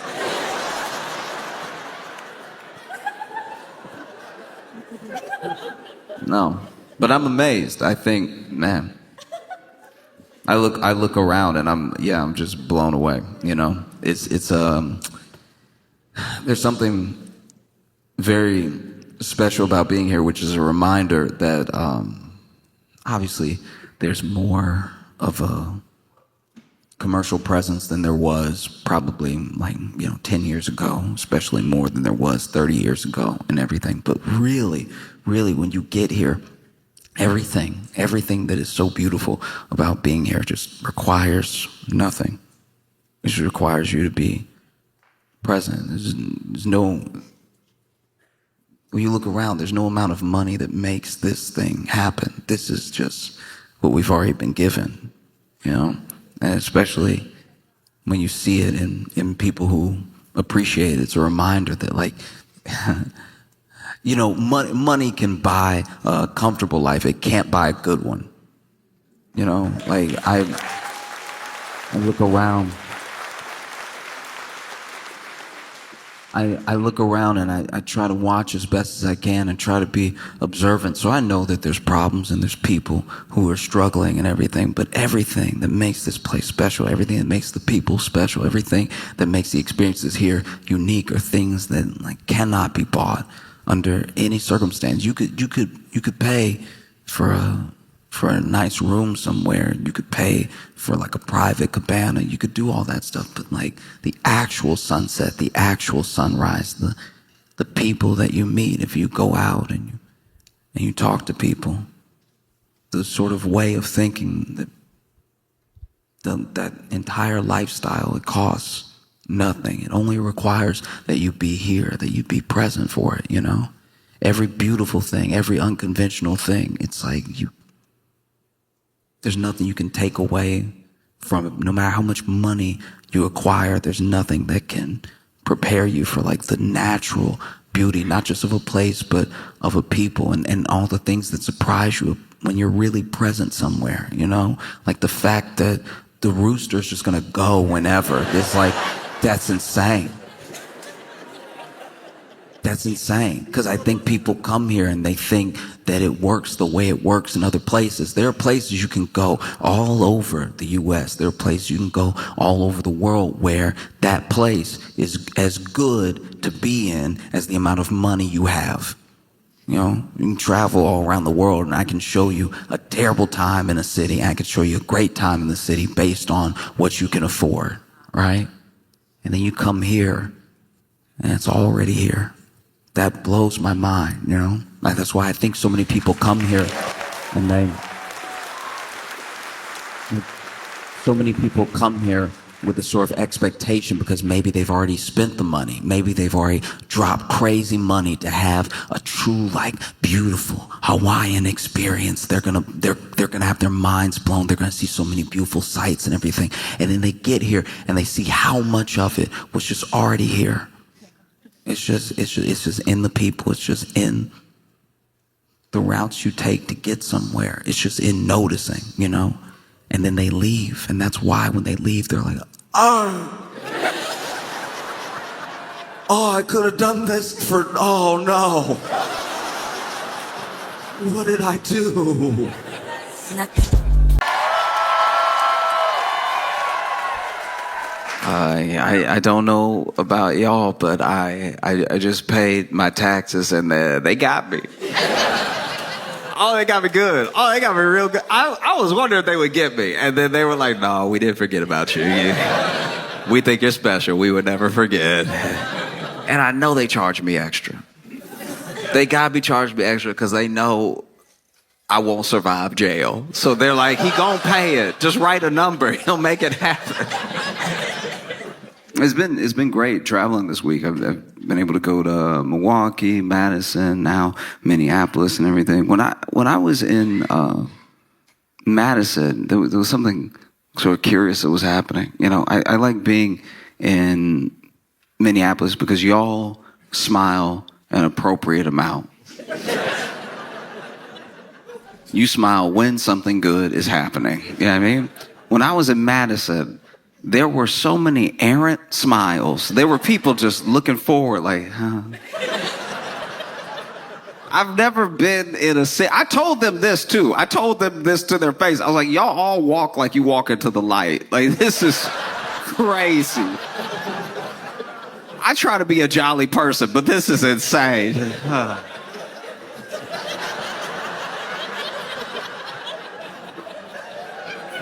Nah, man, what? It was wild. And when I was there, I like when people are happy. I hope to make people happy. But when people got a little bit too much of it going on, I do have to get to the bottom of it. You know? And so I did do a couple things. It's something I like to do in any city when I see too many people smiling when I get there. I immediately go to that city's Yelp. Because I'm like, there are problems here somewhere. We just have to find where they are. You know what I mean? Not everything is a 5-star experience. Not everybody gonna give a 5-star. And it didn't take long. I found a 1-star. I won't name the establishment, but the review simply said, their old fashions taste like barbecue sauce.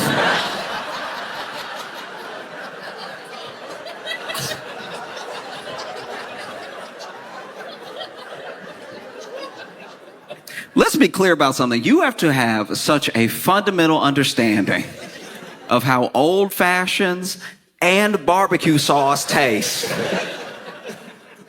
to take a sip of alcohol and go,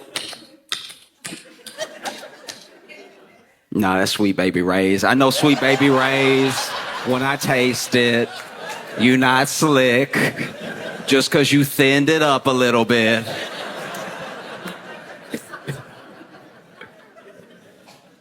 Oh, it's tough too, because when you're dealing with some of this happiness in different places, you wonder, did y'all get taxed? Do you know what I mean? They must have skipped over y'all if y'all so happy all the time. And I think sometimes taxes feel extra difficult because when you pay them, you feel like you're paying them for everything that happens next, not to pay for the life you were living up until that point. Does that make sense? It's like when you pay rent, you're paying rent to keep living there. But when it comes to taxes, you're mostly paying for everything that already happened, that you already enjoyed or didn't enjoy, depending on the city. And I think that if you got something back with your taxes, let's say you pay your taxes, they give you that tax return and everything. You can read all the numbers, why they say you owe what you owe or why you got back what you got back. And then they list next to that what they paid for with it. That might make people feel a little better, you know, because we don't know where our tax dollars go exactly. So then something happens and you feel like you're paying for that and you're like, this isn't what I paid for. And somebody should tell you, oh no, this isn't on you. That's not, that wasn't your money. You know what I mean? Like paying taxes as part of a country feels like when the bill comes and you got to split it, but you only got wings.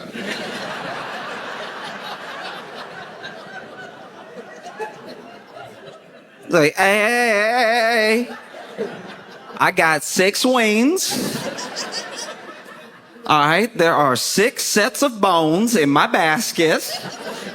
I didn't take any errant bites or anything. And some of y'all are alcoholics. I am not prepared to split this bill with you. You have your barbecue sauce, old fashions. You have your... Not down for this. Because everybody's having some money troubles right about now. I mean, from all different ways. People are getting squeezed in lots of different directions, you know? Like we already know, tariffs are almost old news now. But the fallout isn't. The fallout is fresh. The Dow has only dropped by 1,000 points 11 times in history. And 4 of them were in like the last 2 months. Like this is very bad. If this were a roller coaster, this would be the part of the ride where your neck breaks. Like this is... Engineers don't build this way. This is not safe. And you know, you see it through the tariffs. I've talked about it before, but those people on the money channels, they're still a bit nervous. Still freaking out, you know? They still come on every day. One of my favorite things about watching them now is they talk to us like we're the news. They're there doing the news, but they looking right in the camera like, I don't...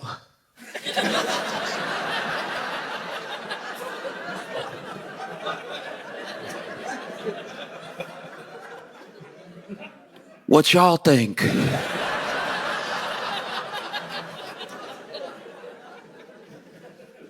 Oh, it's bad. You know, like just this week, you know, you had people losing money in all sorts of ways. I mean, Christy Noah.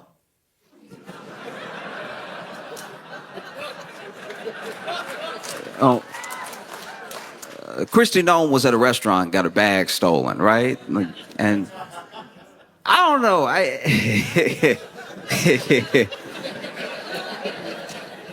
It is wild. Okay, because then you have to... Okay, I'm trying to figure out how to put this. Okay, so then when you report your bag as stolen, right, and you got to list the contents of your bag, you know, her bag had her driver's license in it, had her passport in it. She had $3,000 in cash in her bag. $3,000 in American dollars. $3,000 in cash. What you doing, Christy? $3,000.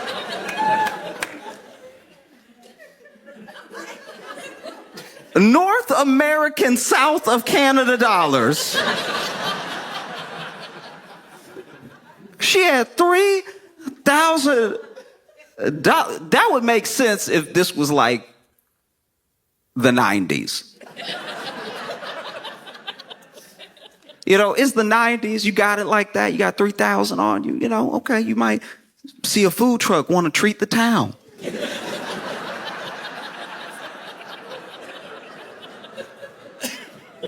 $3,000 in cash in 2025. $3,000 in the year of our Lord Apple Pay.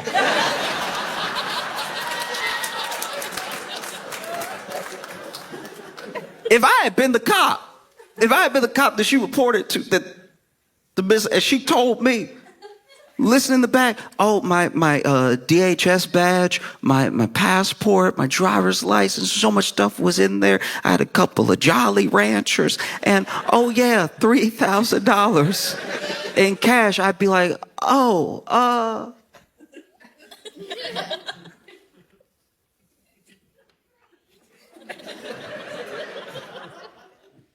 do you rap or something? Like, why do you have that much cash on you? No, she had $3,000 in cash. But the kicker for me was she had a bunch of blank checks. I don't even have to, yeah. You still write checks. In 2025, you just got that blank check on you just in case something pop off, and $3,000 in cash isn't enough. This is the most prepared to be mugged individual I've ever seen in my entire life. That is insane. You already got $3,000 in cash. Imagine you pull up on Christy Noah, you're like, give me everything. And then she's like, here, you about to walk away. And then for whatever reason, you don't know why, you just feel led for one moment. You look over your shoulder back at her. And she got a pen.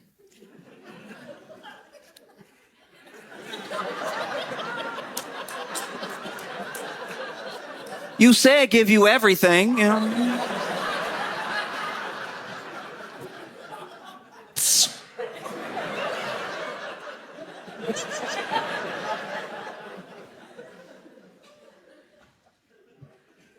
A bunch of blank checks. I don't even know if the thief would know what to do.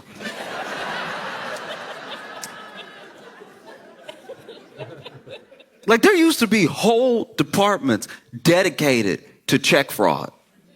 And now it's like two dudes. People are not writing checks like that anymore. I bet you. They dump the contents out. They're like, oh, we score. We got $3,000 in cash. We got her DHS badge. I'm sure she's going to want that back. We got her passport, her driver's license. Oh, we got everything.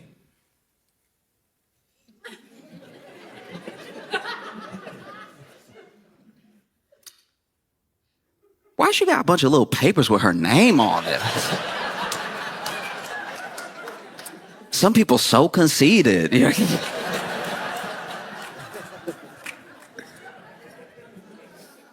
No, because I had an incident happen to me when I was in college, where I left for the break, and when I got back, the RA, resident assistant, comes up to me as soon as I get back on campus, and she's like, hey, I'm going to walk with you to your room. Now, you could get in trouble at the school I was in. It was a dry campus. You could get in trouble for like having alcohol in your room, or like if they found anything. Sometimes if there was even a whisper of something in your room, they'd at least want to check it out. And so I didn't know if maybe somebody had said something. I lived in my own room. I had my own like dorm room by myself. And so I was like, I know nothing should be in there that I don't know about, unless maybe I left it unlocked. Somebody put something in there. I don't know. So I'm kind of freaking out on the walk to get to my room. And then I go ahead, I open the door. And before I open the door, she's like, okay, don't freak out. And I was like, that's not how you start. It's the least helpful way. She's like, don't freak out. While people were gone on campus, there were a series of break-ins, and your room was one of the ones that was broken into. Right? Now, this isn't like me being like poor me, but everything I had is everything I had. Right? So I like the stuff that I left there, I have one of everything. Right? And same for the stuff at home. And so I'm opening the door thinking like, oh my gosh, like I don't have money to replace things that might be missing or broken, you know? So I open the door and my room is trashed. It's like fully ransacked and everything. And then she's like, you just make a list, okay? Make a list of everything that's missing, and we'll figure out if like the like Department of Public Safety on campus and the school at large can like help you recover some of it, or you know, maybe, who knows, maybe the school can like come up with the funds to help you get the stuff that was missing. And so I look around and I'm moving clothes out of the way and all this stuff. I opened my closet. They were in my closet too and everything. And it takes a little while, but quietly I realized to myself that they didn't take anything. This.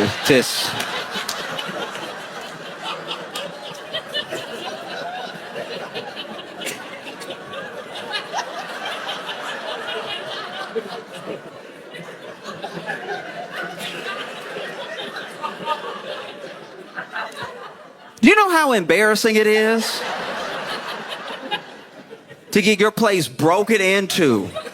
And a thief is like, I'm good.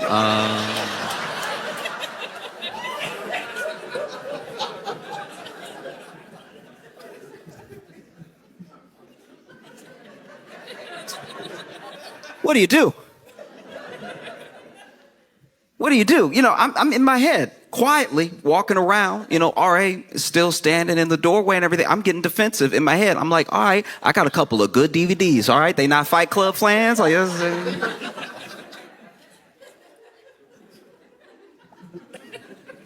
no, I got a PS1. I know the PS3 is out, but I had a 1. They could pawn that. You know, they don't even have imagination. So finally the RA is like, so, anything? And I was like,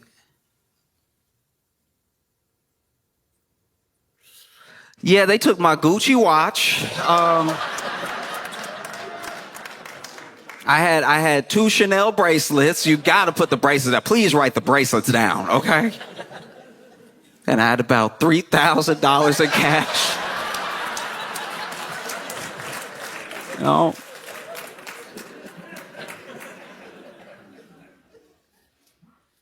It's difficult when people are feeling like they're squeezed so much financially. Like there are things that you have to pay. The thing I guess that gets me sometimes when it comes to paying tax, I feel like some of the reluctance around it is that it feels like you work all year and then you get taxed for this money that's going to be spent on a bunch of things that you didn't agree to, it less like you worked all year and it's to pay for the things that we already enjoyed. Does that make sense? Like the framing of it, I think, is why people have such a problem. You know, like if you just sent back the tax return and then listed the stuff. Yeah, I mean, we might be like, oh, I didn't know that I kept the bridge open. That's good. That's pretty good. I use that bridge every day. I'm glad it's not in shambles. That's fantastic news. You have to pay your taxes not just because the government is telling you to. It's not the government being some big bad meanie or something. It's you live here. and you use the road, so maybe chip in so that it doesn't fall all the way apart, you know? And like that's not to say, really quick, that's not to say that I just, pay my taxes blindly and love it and never question where it's going, because it is your money as well. So you deserve to have some say in where it goes. That's why we elect people to Congress. You know, it's why we pick the officials that we pick, even on a local level, because we're like, you work for me. You are my employee. And here are the things that I want to see. These are things that I don't want to see. It feels like in this moment, we're in a real predicament of, I guess the best way I can describe it is I used to work at a store, and when I worked there, they promoted this one guy that was like, one of us, one of the cashiers. They promoted him, and they really shouldn't have done it. They clearly weren't paying attention. Like I was barely a good employee, and he was worse than me by far. And they promoted him. I was like, that blows my mind. And I wasn't jealous. It wasn't like I wanted a promotion. I felt like my duties to my level of commitment were right on par. Like I was like, let me stack the grapes. Let me stock the shelves. Don't ask me to do more, and I promise not to do less. Okay. Yep. But he was actively bad, and they promoted him. And a good example was he wanted to go to business school, and one of the assistant managers said, "Oh, I used to, go to business school. Like I graduated from business school. I tell you what, I will give you all my old business school books. I don't know how much of it will transfer, how much it will actually help you, but it can get you started before you actually start school. You might be able to learn some of the basic concepts. It'll help you, right?" And that was a very nice thing to do. He didn't need to do that. I respected that very, very much. He saw somebody with a dream. He wanted to help them along, And so he gave him these books. And I'm not even kidding. The next day, this dude comes to work and accidentally knocks over about a pallet's worth of wine because he was walking while reading the book.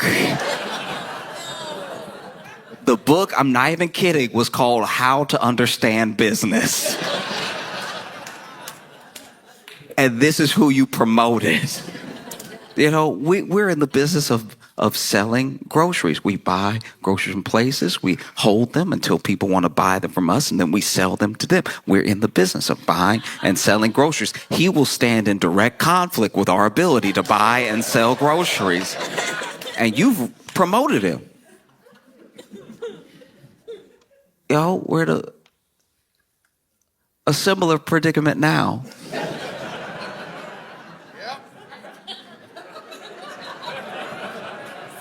As a country, we're in a similar situation because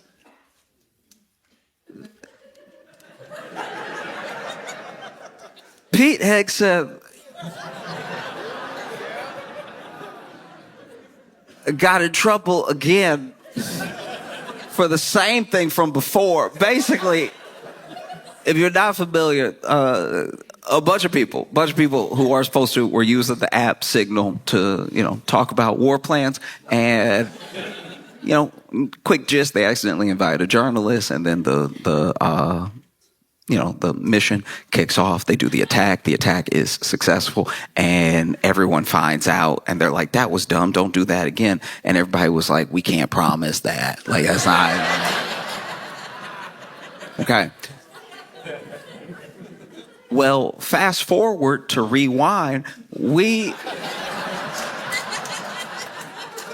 are in the same situation again, because unbeknownst to, I guess, anybody at the time, Pete Hegseth had not only been using Signal to discuss war plays, he had a whole other channel where he was just talking to his wife, his brother, and his personal attorney. And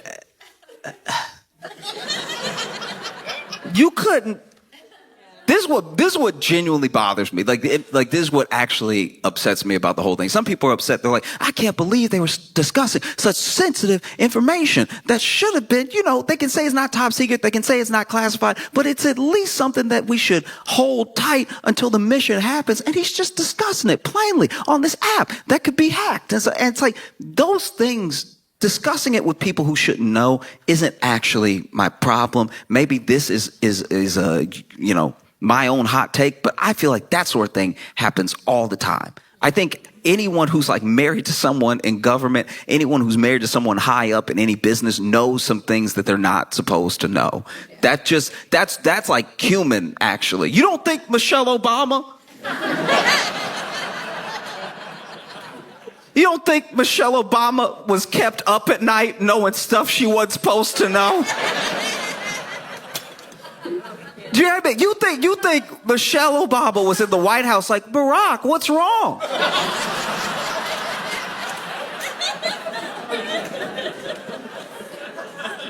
And then Barack was like, it's classified. No. I don't think that happened. I'm sure Michelle was in the White House minding her own business, eating a veggie plate.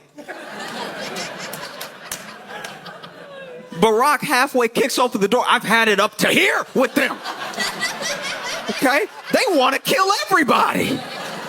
They want to blow the world up. Now you sitting there, you Michelle, you like, oh, I don't even want my carrots anymore.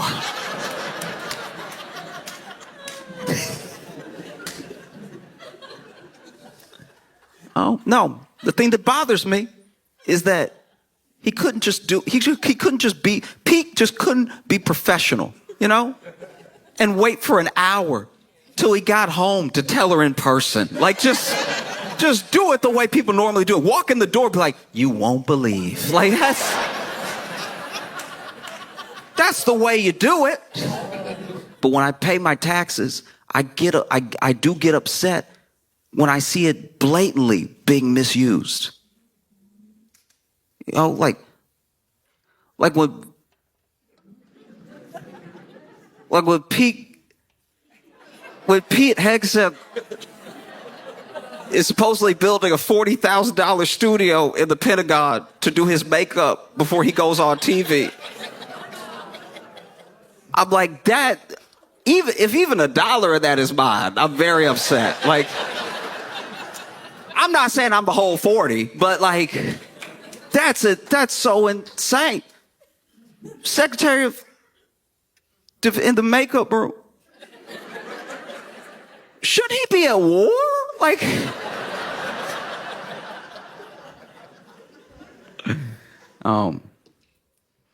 every once in a while, you come into contact with somebody that from in a personal way, and eventually, maybe this has happened to some of you, you turn on local news and you see them, and you're like, I knew it was gonna be something. You know what I mean? Maybe it's the 8 o'clock, the 10 o'clock news, but they did something. You see that mug shot and everything. When I was in Chicago, I worked with this dude at our job, in the break room, we had a light sensor for the light switch. So you could just press it, lights come on, or, if nobody was in there or if you didn't move for long enough, lights go off, right? And one day, I'm walking into the break room, take my break, lights are off, I walk in, lights come on, and he's sitting there, already in the break room, eating barbecue. And let me go out on a limb right now and say that if you eat barbecue in the dark, you are a murderer, okay? You're already guilty in my mind. If you are that comfortable with bones in the dark, there's no telling what else you're capable of. If you are that comfortable slipping and sliding on your teeth and tongue, a barbecue is messy enough in the light. You should have seen his face when the lights came on.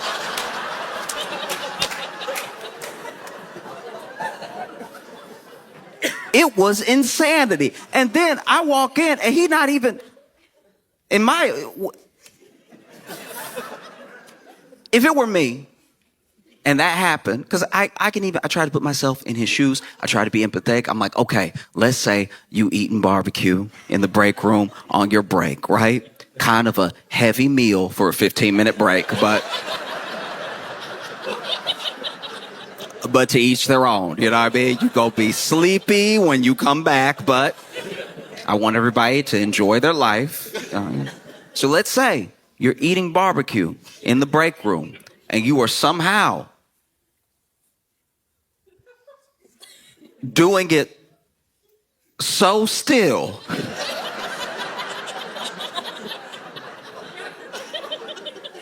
I'm not saying he should be hitting the rib like corn on the cob. You know what I mean? I'm not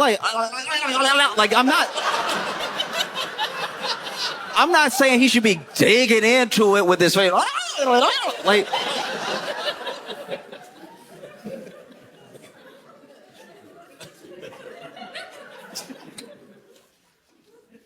in case you're wondering, that is, at least in my mind, the sound you make when you eat barbecue in the dark, like that.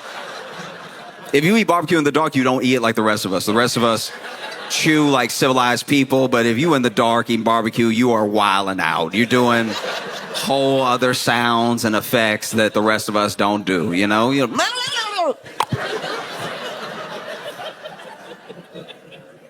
I'm not saying that you need to be doing a bunch of extra movements when you eat your barbecue. I'm just saying if you're doing it so still, you know, munch, munch, munch. Munch, munch, munch. Munch, munch, munch, munch. Munch, munch, yum. Munch, munch, munch, munch. If you're doing it so subtle that a light sensor, that technology was like, ain't nobody in the room. And then they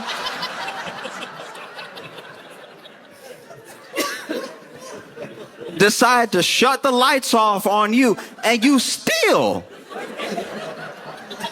did not feel led to change the conditions of your meal. If you were eating barbecue in the break room and then the lights go off and you're like, that's even better.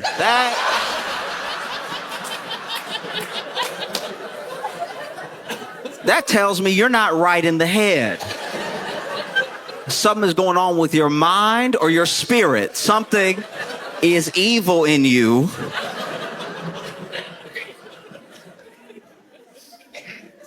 Munching away. And then you think to yourself, oh, what if someone walks in? What if someone walks in and feels like, this is awkward. This is weird. I would hate for them to judge me and my entire personality based off of one instance, you know? Maybe I should get up and paw my way, if the lights don't come on, to the light switch and press it so the lights come on and the room is once again filled with God's holy light.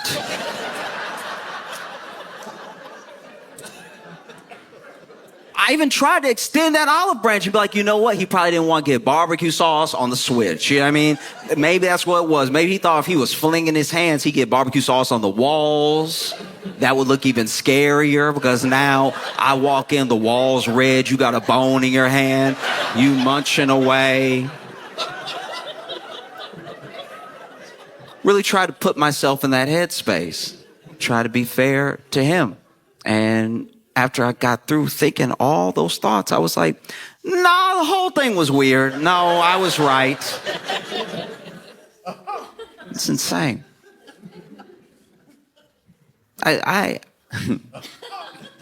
Okay. Side note. I left that job, right? And one day I was catching up with a different coworker. I was telling them what happened, right? I was like, hey, I was super weird. Like I get in there and, he'd been in the dark, so he wasn't phased. It wasn't like something just happened and I walked in right after or whatever. And they were like, oh, you know what? I didn't want to tell anybody. But the same thing happened to me. Which means on a different day, this man was eating barbecue so gentle that he lost the light again. And this dude, okay, so look, so my coworker told me, they were like, no, okay, so when I walked in, that light, I think, was genuinely broken because I walked in and it was still dark. Like it didn't just come on because I swung the door open, right? So we at least know now he didn't turn the lights off on himself. Because I did worry about that. I did worry that man took his break, went to the break room with his barbecue, knew what he was about to do, knew how unchristian he was about to behave,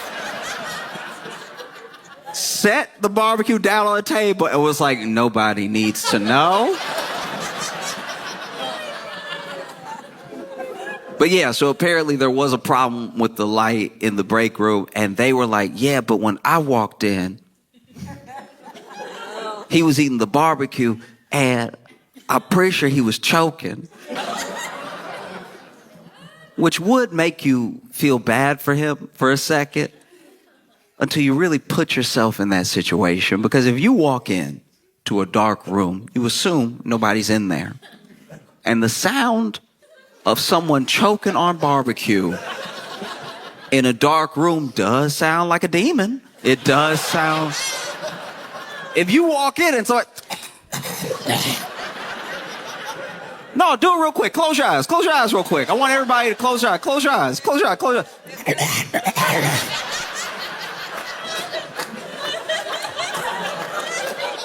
Piece of brisket getting caught in the back of your throat, and now you sound like Beelzebub.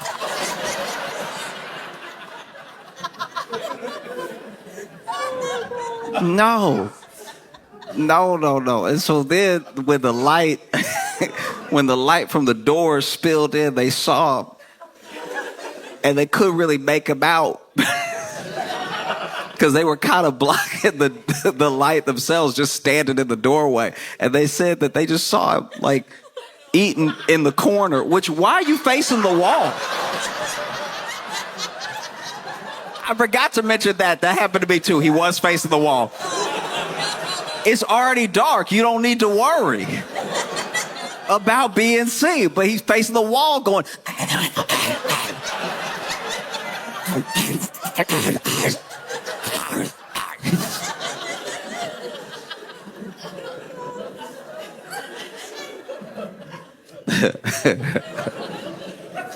I was like, what did you do? What did you do when that happened? And they were like, I thought it was a demon. I yelled out loud, I rebuke you.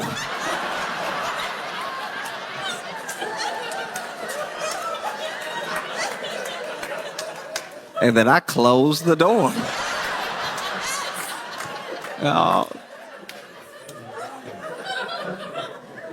Man. So then, I'm chilling in my apartment in Chicago and watching the news.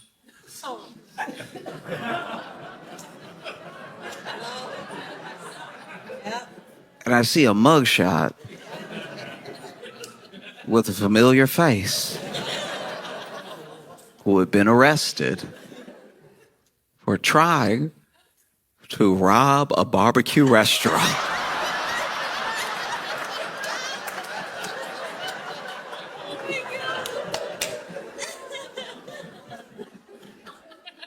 It's especially tough right now because I think people are getting squeezed from more angles than we thought was possible, right? It's like, wages aren't increasing. Jobs are hard to come by because of layoffs. Some of the layoffs are like the seasonal layoffs when, companies restructure and everything, things that we're actually used to. But then some of them are people losing their jobs in government. Some people are losing their jobs in the private sector in place of potential like AI advancements and stuff, all while you have the tariffs going on. And I truly believe that some of it is preventable. Obviously, there's going to be ebbs and flows with every economy. There's going to be ebbs and flows with every country throughout its history of how rich it is or how markets fluctuate. Some of these are unforced errors, and some of these are things that just happen, but it's all happening at one time, And I think very basically, I wish everyone could agree on it, but we're not there yet, that just by being human, just by virtue of being alive, you deserve access to basic necessities, the most basic of things, right? And especially if you're working. If you are working full time and you're still struggling to get the basic, we're talking about food, water, and shelter. We're talking about the most basic things. And I think sometimes when you bring up the people who are having a rough time, they're having a rougher go of it than is just, right? Life isn't fair, but you build the scale so that things can level out, so that they can be just. And when you talk about people who are having a rough time, who need extra help to try to get level, and they're working, they're doing their best. I think people conflate that with people who want luxuries or they want something for free. These people are already working. We are the hardest working country in the world. We clock more hours than anybody else, and we every year have less and less to show for it. We have less to show in healthcare. We have less to show in education and possibility of upward mobility. Every year we work harder, and every year we have less. We take less vacation days than pretty much anyone in the world. And for all of our hard work, we are not seeing the fruits of our labor. And there are people who will tell you, oh, but if you just work a little bit harder, if you just do it this way, oh, I'm smart, I figured it out, you will too. It's people who are not addressing the fact that everyone does not get a fair shake. Like, you only need to look at me as an example. You don't think I want to be in the NBA?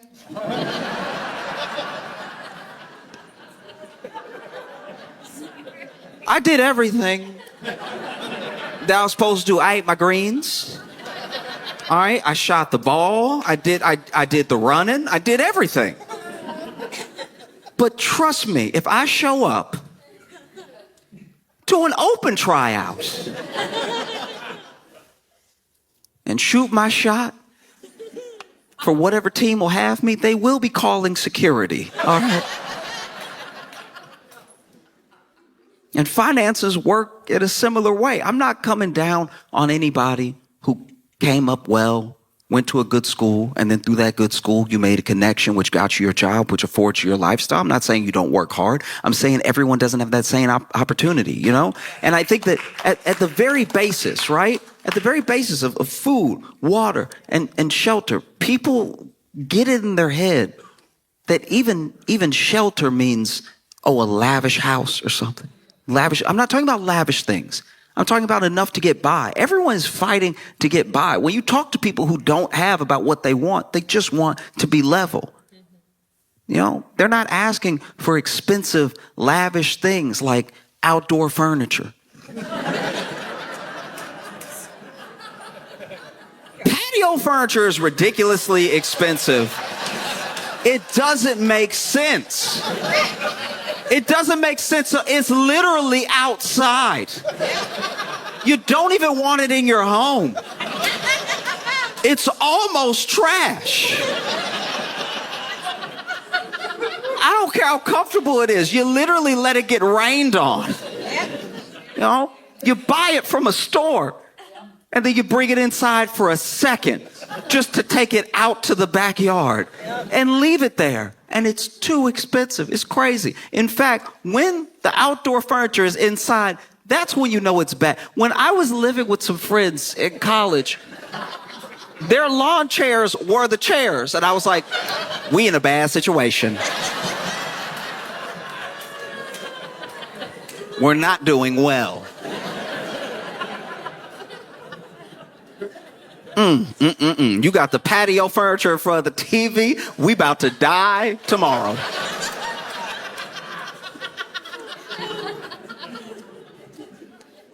Whew. Yeah. You know? It's bad. It's bad. And it shouldn't be this bad, you know? You work, you pay your taxes, those things should come back to benefit you. And it's still that there's a narrative that's going on that's got all of us really going after and arguing with each other. As if there's limited resources, as if there's limited money, as if there's limited opportunity, and we know there's not. We know that there's actually plenty to go around. Even with the hundreds of millions of us that are in this country, there's plenty to go around because we know how much billionaires have. Because they make it known how much they have, you know? Like you see how much land they own and you're like, that is a lot of people could live there. That's crazy. Or you know that CEO that said he wanted to own all the water. It's like, that's something you keep to yourself. What a sociopathic thing to say. Oh, I want all the water. You can't even drink it. What's wrong with you? That's what kills me. It's like people think that it's solely government. People think that it's their job. They think it's not. I promise it's not. And what really burdens me, what keeps me up at night is that these people are siphoning all of this money. They siphon it from the government. They get benefits from the government. They get tax cuts from the government. They siphon all of this money. They siphon your wealth from you. They siphon it in wages by the fact that they don't increase. They siphon it off of like shrinkflation when they act like they cry poor and then they charge you more for less. They siphon all this money, all to what end? To have a few people have all that money. All of that money, more money than anyone will ever need in their lifetime. And you know it because they don't spend it. They siphon all of this money out. They are literally parasitic. And then they dress like me.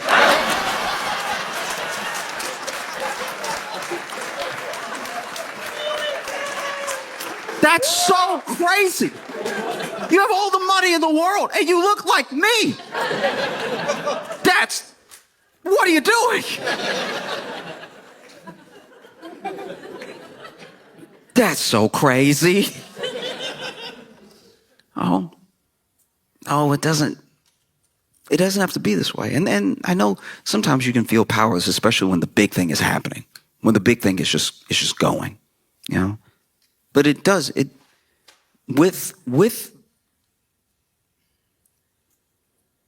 with a movement towards any action that is based in the people's wishes, it has to come to fruition in any instance. And you see it all over the world. You see people rise up in whatever form it takes to make their voices heard. And it's still very much possible. I know that there's a narrative out there that you're like a cog, that there's nothing you can do, and that you might as well just scrounge up as many pennies as you can to get by, and that'll be the best you can ask out of life. You know, it's to the point now where even people who cross over that $1 million threshold, they enter that tax bracket, they still feel that way. You could make $500,000. You could have $300,000 saved up, and you might sell something within your company, make another $200,000. You might cross that $1 million threshold, even by just a little bit, and still be like, I'm barely getting by. And people roll their eyes at that. They scoff at that. But the way that things are set up, unless you are uber rich, it's very easy to drop right out of that tax bracket. None of that is certain. You know, small business owners, some of them could be considered millionaires, but they'll tell you, they're like, my actual business and the people that I care for, the employees that I employ that depend on me for their benefits, for their livelihood. It's like we are month to month, right? So this structure doesn't end at just taking care of yourself. And it's why everybody, to the best of our ability, we have to be looking at the whole. The the way that they play it is the way that benefits them every single time. Someone who's already a billionaire would love for you to just try to be like me. You can do it if you work hard enough. That's the narrative out there. They don't talk about how many government benefits they get, how many tax cuts they get, that they were born rich. They don't let any of that into the story because it would kind of ruin the whole thing. You know what I mean? So, it's literally, it's up to you because we're already there. We're already in a place where I don't see how things are just going to get better by themselves. People are putting burritos on layaway. That's insane. That's so crazy. There are apps now that they come to you and they're like, hey, we'll let you finance your lunch, dog. Pay $3 now, we got you. And they do. They have you. And they don't let go. And before you know it, it's been a month. And that burrito that was $12 when you didn't have it is $65 now when you're done paying for it. And it wasn't worth it. And it siphoned more from you. The things that weren't already taken. They can take your wealth. They're taking it now. They cannot take your worth. If you know your worth, if you remember your worth and you fight for it every day and you fight for it with who you vote for, you go to your town halls and you speak to them and you let them know, we hired you. You work for us. We pay our taxes. Go tell them that this is done. It doesn't have to be this way. We can demand more. And the thing that we're demanding is not some sort of handout. We're demanding our work back to us in proportion for how hard we've worked. These people they genuinely believe that they built this company up by themselves as if there's some idea truly as a self-made man. It's like, even if you built a company and you ship the things to the people and they love your product and they want more of it, and you think you're such a genius, there are people driving that truck. There are people packing up those packages. And then there's the road that you didn't build.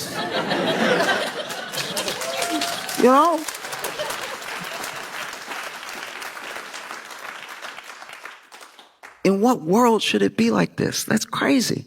And then the narrative gets put back on us that we deserve these pennies, that we deserve such a small share of the thing that we helped build. Look around. Really look around when you walk around your city. Really look around when you travel. Wherever you go in America, no matter who you are, we built this. We built this together. We built it. And I'm not even saying that these like titans of industry don't hold a part in it. I'm not discounting someone having an idea and through ingenuity bring it to fruition to the point where they employ people, to the point where people depend on them.